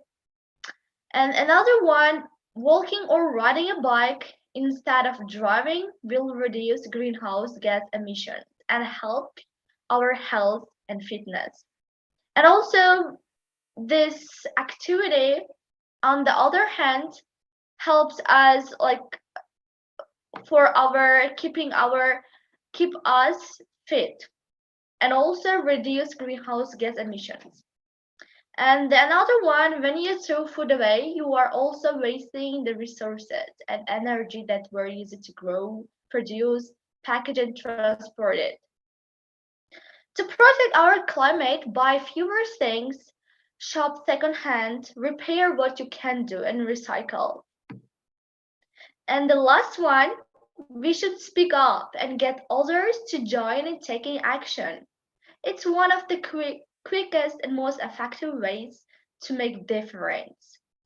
Climate action is a task for all of us, and it concerns all of us. Actually, if we don't take action right now, it will become worse than it used to be. We should be gather together and just help ourselves, create something that is helpful, or we can also act saving our climate. And that's the end of my speech. Thank you very much. Ali ma'am, feedback from you to Uzbekistan. Excellent message. The one thing I liked is we need to join others for the implementation.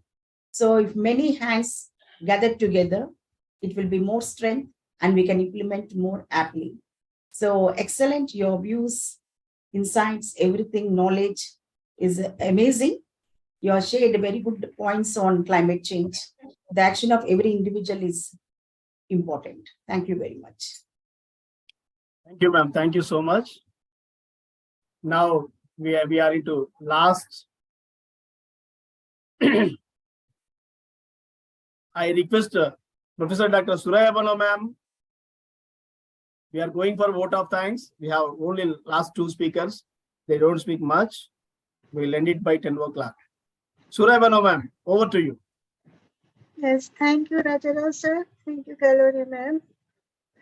Today the topic, this is Professor Dr. Shreya Banu from Milayanagar, Chhattisgarh, India. Today the topic is Peace and SDGs 30, Climate Change. In the words of United Secretary General Antonio Guterres, making peace with nature is the defining task of the 21st century. Climate change is important since it helps determine future climate expectations. Through the use of latitude, one can determine the likelihood of snow and hail reaching the surface. We can also be able to identify the thermal energy from the sun that is accessible to a region.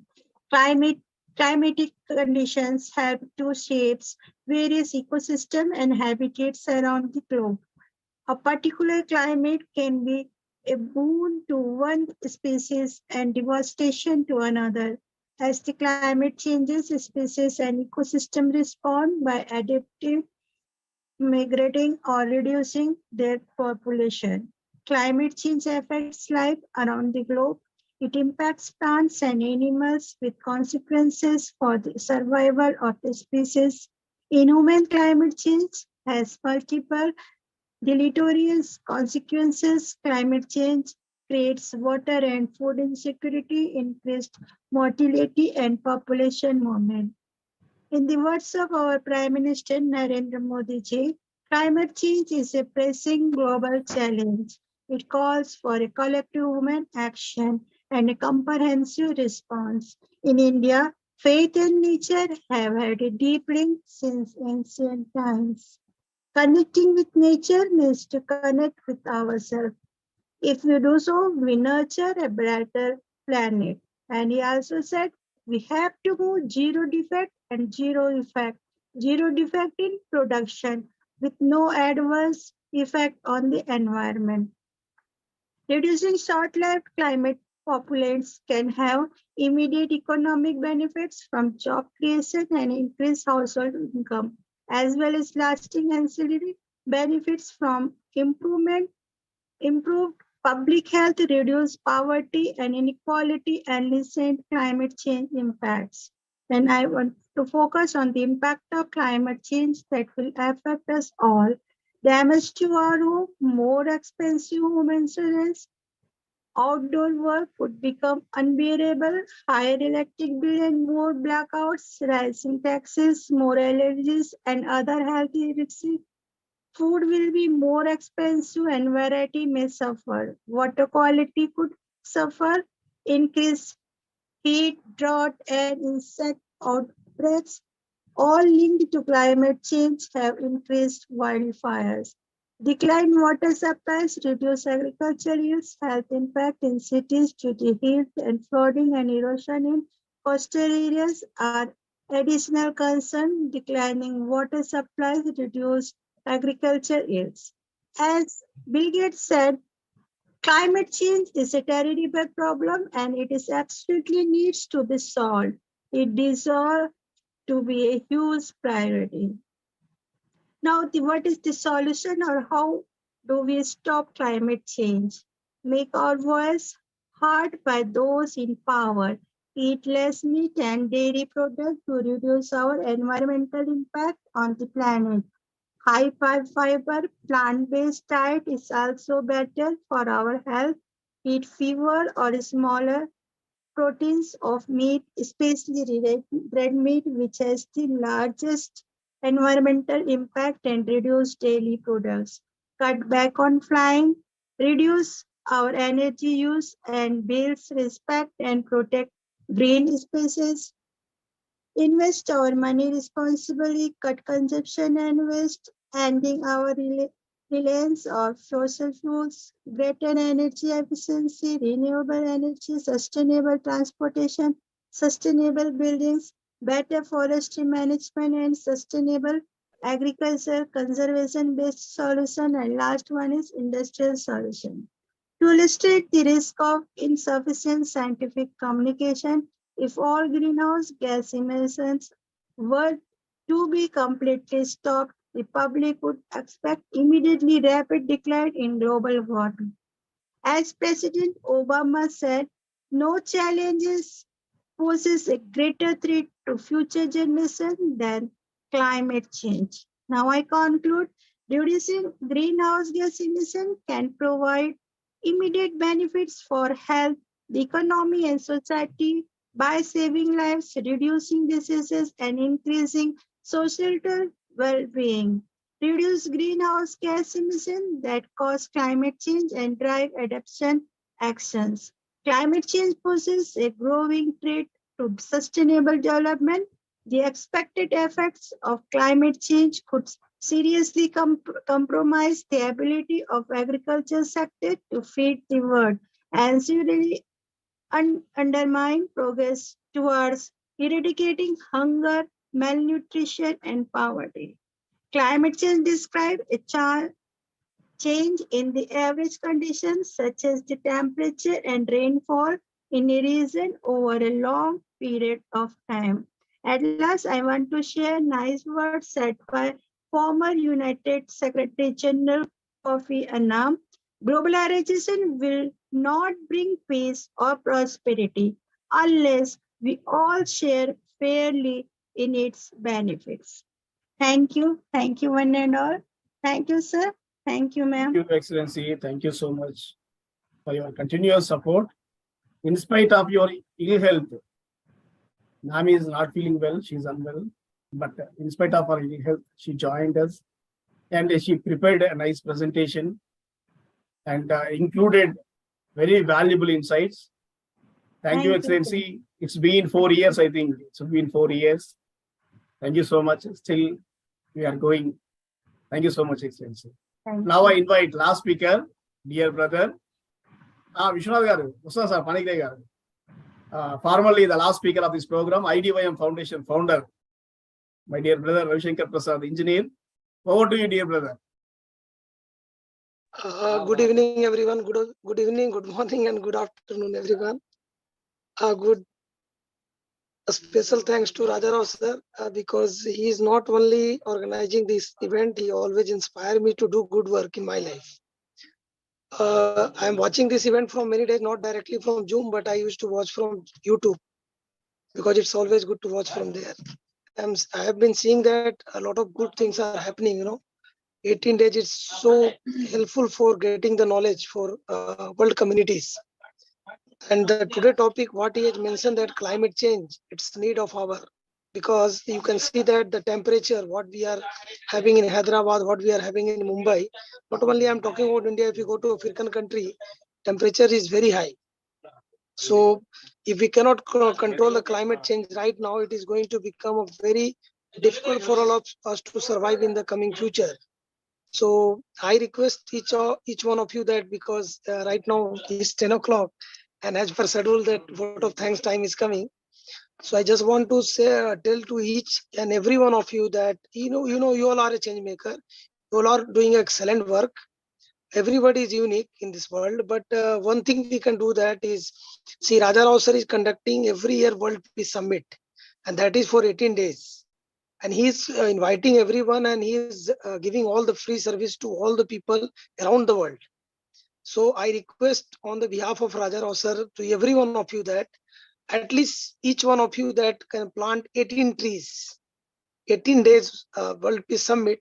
If you can plant 18 trees and if you can do it similar way in every year, that will be the great gratitude to Rajarao sir, because he is doing everything without expecting anything from us. So at least if we are going to plant 18 trees, that will give a real life impact rather than we are just giving a speech and that recording a videos.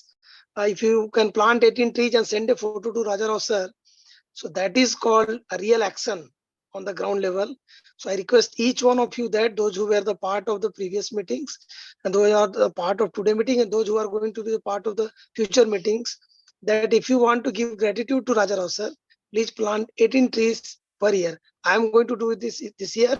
So I expect everyone from same thing from this. Jai Hind, Jai Bharat, Bharat Mata ki Jai. Thank you, dear brother. That is implementation of SDG 13. Thank you so much. Short but sweet message. Vishwanath Panigrav, we are coming to you, sir. Over to you, because this day is yours day, sir. Please.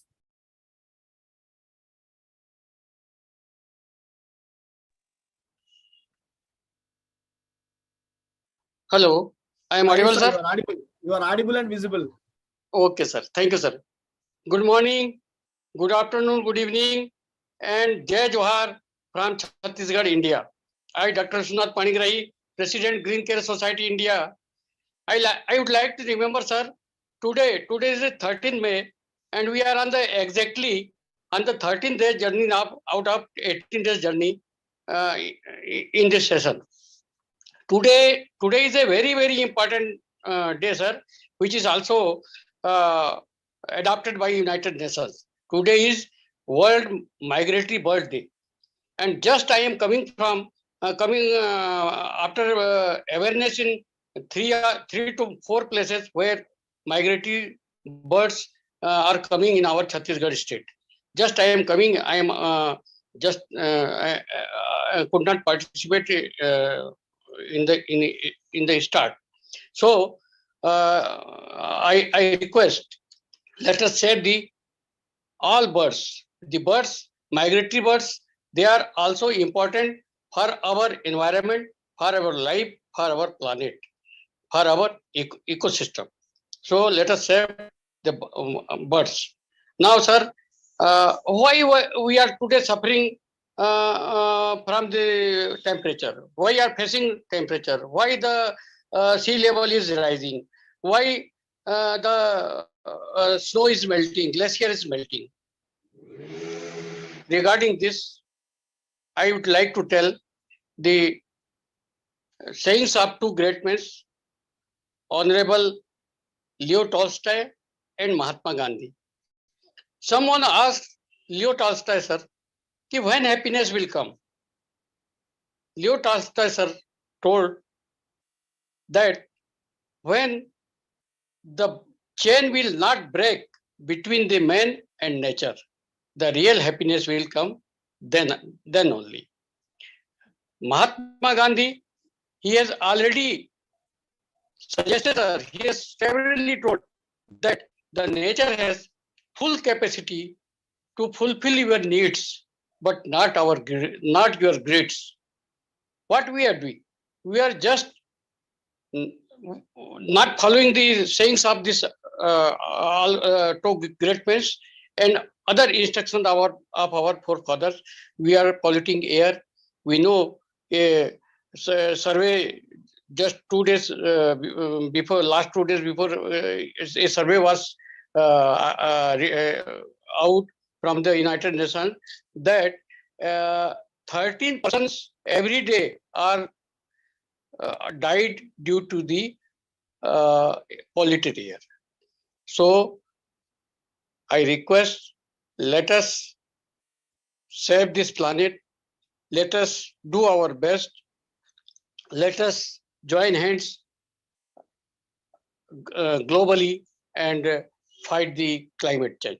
Thank you, sir. Thank you, Honorable Rajaram, sir, to give me, although I am not the speaker today, but I was to tell something regarding this climate change. You have given me the wonderful opportunity, sir. Thank you very much, sir. Namaste. Thank you. Thank you. Wonderful, sir. Wonderful. Thank you so much, sir. You need not speak, sir. If you just appear, that's enough, sir. That's a great support to us. Okay, sir. But speaking is a bonus. Thank you. Thank you so much, sir. It's a really wonderful day. The date is 13. 13. 13 is a very dangerous number. I don't know why. Because many movies are made, horror movies, on that number only. Because today, ever since we released the schedule, we keep on getting one or other problem. That sir, Dr. Balkrishna sir told me that, sir, today I purchased a new camera, sir. I don't know what happened, but all our audio got disturbed. That's what he said. So he, in such a way, every speaker has some or other problem. Even Professor Dr. Suraya Banu ma'am also sent a message saying that, sir, I'm not feeling well. So such a way from morning to this time. But even then, we got succeeded. Because Actually, we have given time to 15 minutes for the first speaker. He completed within 7 minutes, and rest of all the speakers continued the same, main speakers. 10 minutes to 5 minutes, 10 minutes to 5 minutes. That's what happened. Of course, our Pradeep sir is exception. So anyway, in a different mode, today the program went in a different mode because of this number 13. And as we are going on the SDG 13, it didn't like it. So 30 number has shown its power. I don't know whether it is superstition or not, but as the program is progressing, I felt something like that. So anyway, it's a great success. That's ultimate result is important because hiccups are always there. Whatever they may be in our path, but we overcome all these burdens or struggles, then we stand tall. So before I say a word of thanks, I request once again our Professor Dr. Vijay Karen ma'am, Managing Director of Issue Humanity International Royal Council, for concluding remarks. Then we'll go with word of thanks. Thank you very much. I really appreciate from the bottom of my heart. Every speaker spoke well and given excellent insights, inputs, experience they have shared. These are all commendable. We really appreciate for being with us and making this day a grand success. Though, as our brother Rajarao sir said, that 13th is creating some problem, but still we overcome that one and we're able to complete the session. We couldn't complete, then we would have felt it has some negative energy, but we have completed. So we are able to overcome the negativity also and looking at the positive. Especially today's topic is very important and interesting. As just now Vishwanath sir said, Dr. Vishwanath sir, as he spoke about the migratory birds. And we know that climate change has great impact on migratory birds. They move seasonally. They move from one country to the other country during certain period for breeding, like that. So we know that our previous, before COVID, migratory birds did not move in particular season to particular country. Why? Because of the climate change. So the impact is high on birds. So we need to address that issue also. And deforestation also playing vital role.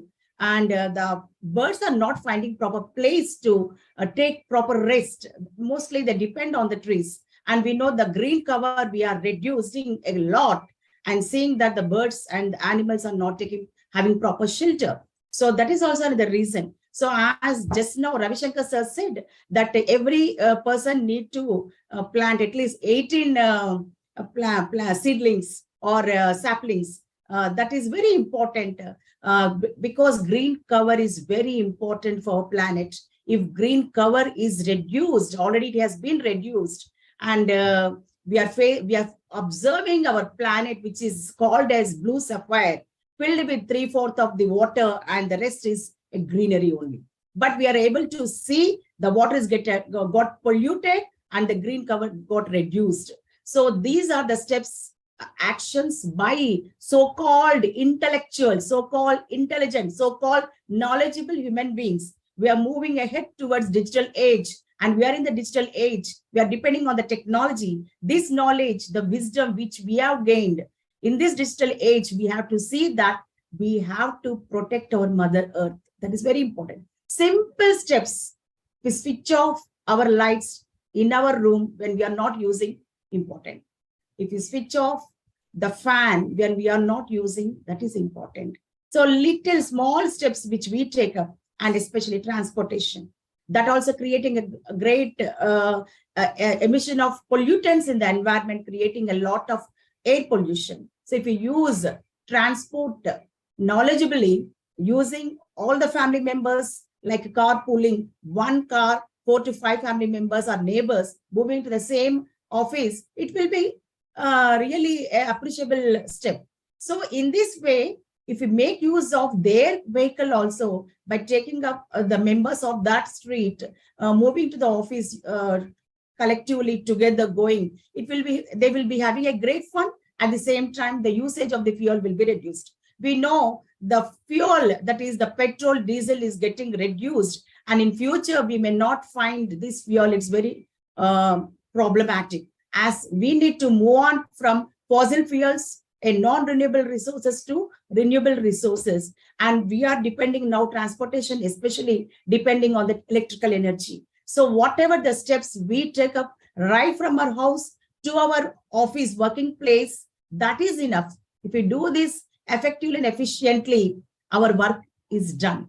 And we are able to support our globe, our Mother Earth, to heal, to take care herself as well as her children. That is we, human beings, living organisms, both plants and animals. This is what if we take up, there will not be any kind of floods. We know all the glaciers been disintegrating and there is a high floods and there will be huge drought. The people will suffer and they starve and die. So this will be the future, apart from war conflicts, apart from certain difficulties, we also face because of the climate change, there will be devastating environment, which we are going to address, which we are going to observe and we need to address. Let us, every step will be taken very cautiously and see that our future generation will have a better life on this Mother Earth. Thank you very much for all the wonderful insights, inputs, views, knowledge shared by our wonderful chief guest, keynote speakers, special honorable speakers, everyone as well, our viewers. Thank you very much for taking up this summit to the next level. Thank you. I also appreciate my brother, Dr. Raja Rao. Everything he will be taking care. All the flyers and Zoom link, everything will be done effectively in a systematic way only because of my brother, Dr. Raja Rao. I appreciate my brother wholeheartedly. Thank you very much. Thank you, ma'am. Thank you so much. I'm very happy for not appreciating me. I'm happy for the speech that you have rendered now. I'm thinking that one speaker is required for this program to fulfillment. That's what I'm feeling actually. So there is a small, because still I'm expecting if we would have one speaker more, then we have 100% fulfillment. That's what I'm feeling. You have completed it. Okay. For all your kind information, ma'am is PhD in science. So that's why ever since the first speech, actually she has given a wonderful interpretation. When Pradeep sir from Nepal, while he was giving a presentation, the feedback given by ma'am with her own experience, because she belongs to science. So now whatever she has spoken or whatever she has addressed, because that is because of her background. So of course, I too can speak a few words about climate action. This is only one. Just I started my career with I remain public life. Go Green India campaign in 2010 with my son Prince. Even today, if you click in Google Go Green India, you can see the visuals of Prince doing this Go Green India campaign. Because for a decade, 2010 to 2020, it topped Google. So that's what our first campaign, knowingly or unknowingly, we have selected that. Then we went on to several campaigns. That's a different. But anyway, I'm also part of this climate movement. I'm feeling very happy. Somehow I related to this. So anyway, we have come to a beautiful conclusion. Really, whatever the thing that is missing, that is also fulfilled. Very happy. Now let's say proudly the vote of thanks. Concluded complete. First, dear Dragon Javnao brother, thank you for being the chief guest of this program and coming from all the way from Macedonia to here and giving a beautiful speech, a great opening. Thank you, dear brother. Thank you. The globe needs your services as a scientist. Keep up the good work, brother. And HS Datu Pradeep Sapkota from Nepal. Thank you, dear brother, joining. Today, you are the man of the match. You have done a fantastic, fabulous, commendable job, brother. The way you have presented whatever the research you have done with your students, that is really remarkable, brother. In the history of climate, that will stand with its uniqueness. And you achieve more and more in coming days, brother. Thank you for giving that wonderful presentation. We feel very happy, brother, for your presence and for your presentation. Then I thank Dr. Shanoli Rai, ma'am. Thank you for joining and thanking for putting forward your wonderful insights. Really, you have done a fabulous job, ma'am. Thank you. Thank you so much. Then Dr. S. Balakrishnan, sir, of course, irrespective of some audio disturbances, if there are no audio disturbances, it would have been amazing. But even the presentation is fantastic, sir. Thank you. Thank you so much. You are exceptionally well, sir. Being a professor and a department head, sharing your valuable time on this platform. Really, that's so fabulous, sir. Thank you. Thank you so much. Then, my dear young leader, Mabanza Randol from China. Thank you, young leader. You have a wonderful future. You are doing wonderful job. You have so many credits to your name. So keep up that good work. Do your best to the society. Do your best to your nation and the globe. And such a way, your youngsters all together can make this world a better place. Wish you all the best, Mabanza, for joining and for giving a wonderful speech. And Dr. Meena Agrawal, ma'am, 13th, the number 13th worked on you, but you have challenged it. And second time, you have rendered a fabulous speech. Because in the first time, there is no audio, there is no video. We thought that the speech we are missing. But you have started in a beautiful way, in a pictorial way, with a lot of clarity, that video and audio, and the subject with a lot of depth. And you have done a fantastic job as Professor, ma'am. The way you have narrated that your speech, that's so great, ma'am. Thank you so much. Prachi Sotesh, ma'am, women chairman. Really, you are so amazing, ma'am. You are so aggressive in your presentation. That's what required. Really, aggressive means you are so powerful, because there is some assertiveness in there in your voice that is required in the present scenario, ma'am. Your responsibility towards society is shown here. Thank you, ma'am, for rendering that wonderful presentation with your exceptional speech and presentation. Thank you, Prachi, ma'am. We'll meet again. And Dr. Archana Burman, ma'am, irrespective of the impact of number 13, yes, you did fantastic job, ma'am. Yes, we have some remarks to write while we are preparing this souvenir. We'll certainly mention it, ma'am. Dr. Kalpana Dixit, ma'am, you are the savior always, and you did that job as a savior. It used to be Rahul Dravid to Indian cricket team, where he saves always with a good number. In such a way, Dr. Kalpana Dixit, ma'am, whenever we arrange a program, Mr. Dependable, something like that. That's the title of Rahul Dravid. So such a way, you are always dependable, ma'am, and you always render wonderful speeches and presentations. You did the same this time also. Thank you, ma'am. Thank you so much. Abbas Ahmad Kabiasi, my dear brother, thank you for joining all the way from Middle East. And from morning onwards, you are doing hard work and you are in touch with me regarding your presentation and regarding your time schedule. But ultimately, you have done a fabulous job, dear brother. Thank you so much. Engineer Ravi Shankar Kumar, brother, irrespective of doing many number of programs on your platform, thank you for sharing your valuable time and giving wonderful insights. Thank you, dear brother. Thank you so much for your responsibility towards nation and globe. Then Professor Dr. Supriya Bano, ma'am, we know that you are not feeling well, but in spite, you made us felt well. Thank you, ma'am. Thank you so much.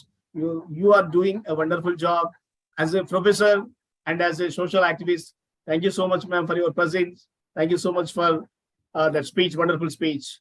Then Dilishoda from Uzbekistan, you are a star. Even though you are so young and studying, you have done wonderful job. Today, all our speakers from their zones did a marvelous job. And we also recognize the presence of Dr. Vishwanath Panigrahi, sir. Thank you, sir. Your presence is enough. Thank you, sir. You have delivered a small speech. Thank you, sir. That is also, we thank you. Accept our gratitude. Anjur Vishwanath, brother, your team is doing commendable job for society regarding this Sustainable Development Goal 13. Keep up the good work, brother. Spread the message of peace. Thank you very much, dear brother. The message of SDG 13. Thank you. Archana Priyadashni, ma'am. Thank you, ma'am. Thank you so much for joining, for supporting. Thank you, ma'am. Then Meena Agarwal, ma'am. Yes, we said thanks already. Then Poonam Goti, ma'am. Thank you so much. Rail Anifa, Excellency. Thank you so much. So thank you. Thank you so much, sir. Thank you very much. Thank you, ma'am. So with this note, we are ending a beautiful day. Sustainable Development Goal 13. Really. Not only with words, with the deeds, we are concluding this. And tomorrow with great strength and fervor, let's welcome Sustainable Development Goal 14. A beautiful day is going to set in front of us. Let's welcome that day and let's welcome Sustainable Development Goal 13.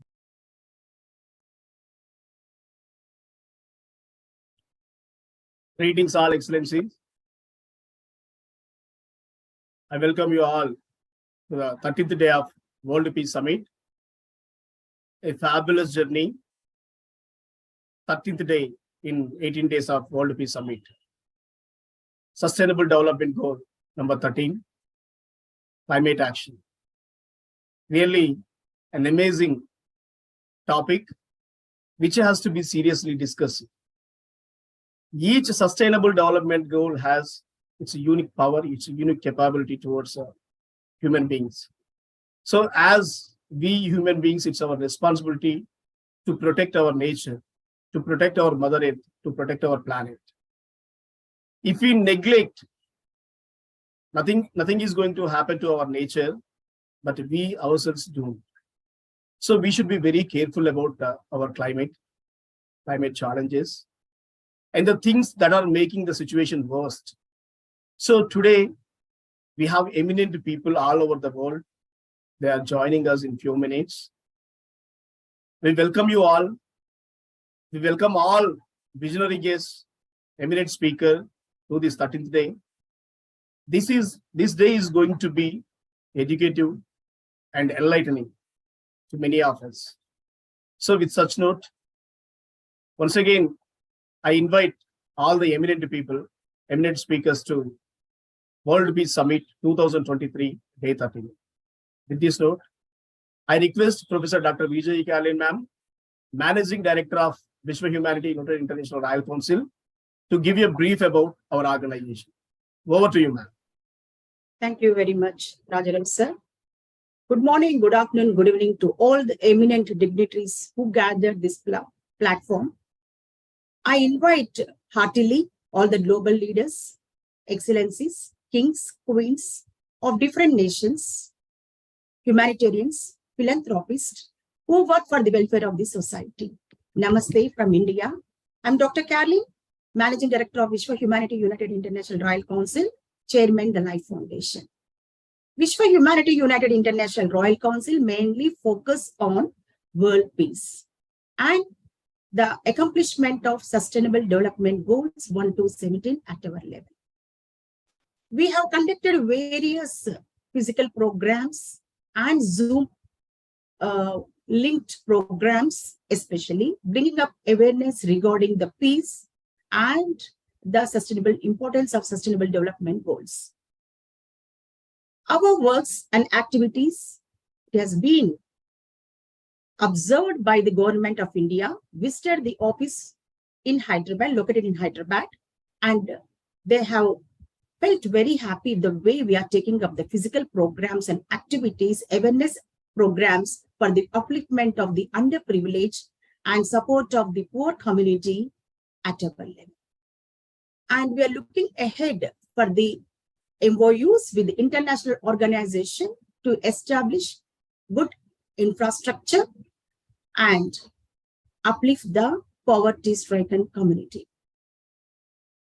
And we are sure that we are going to have good collaborations with international organizations very soon.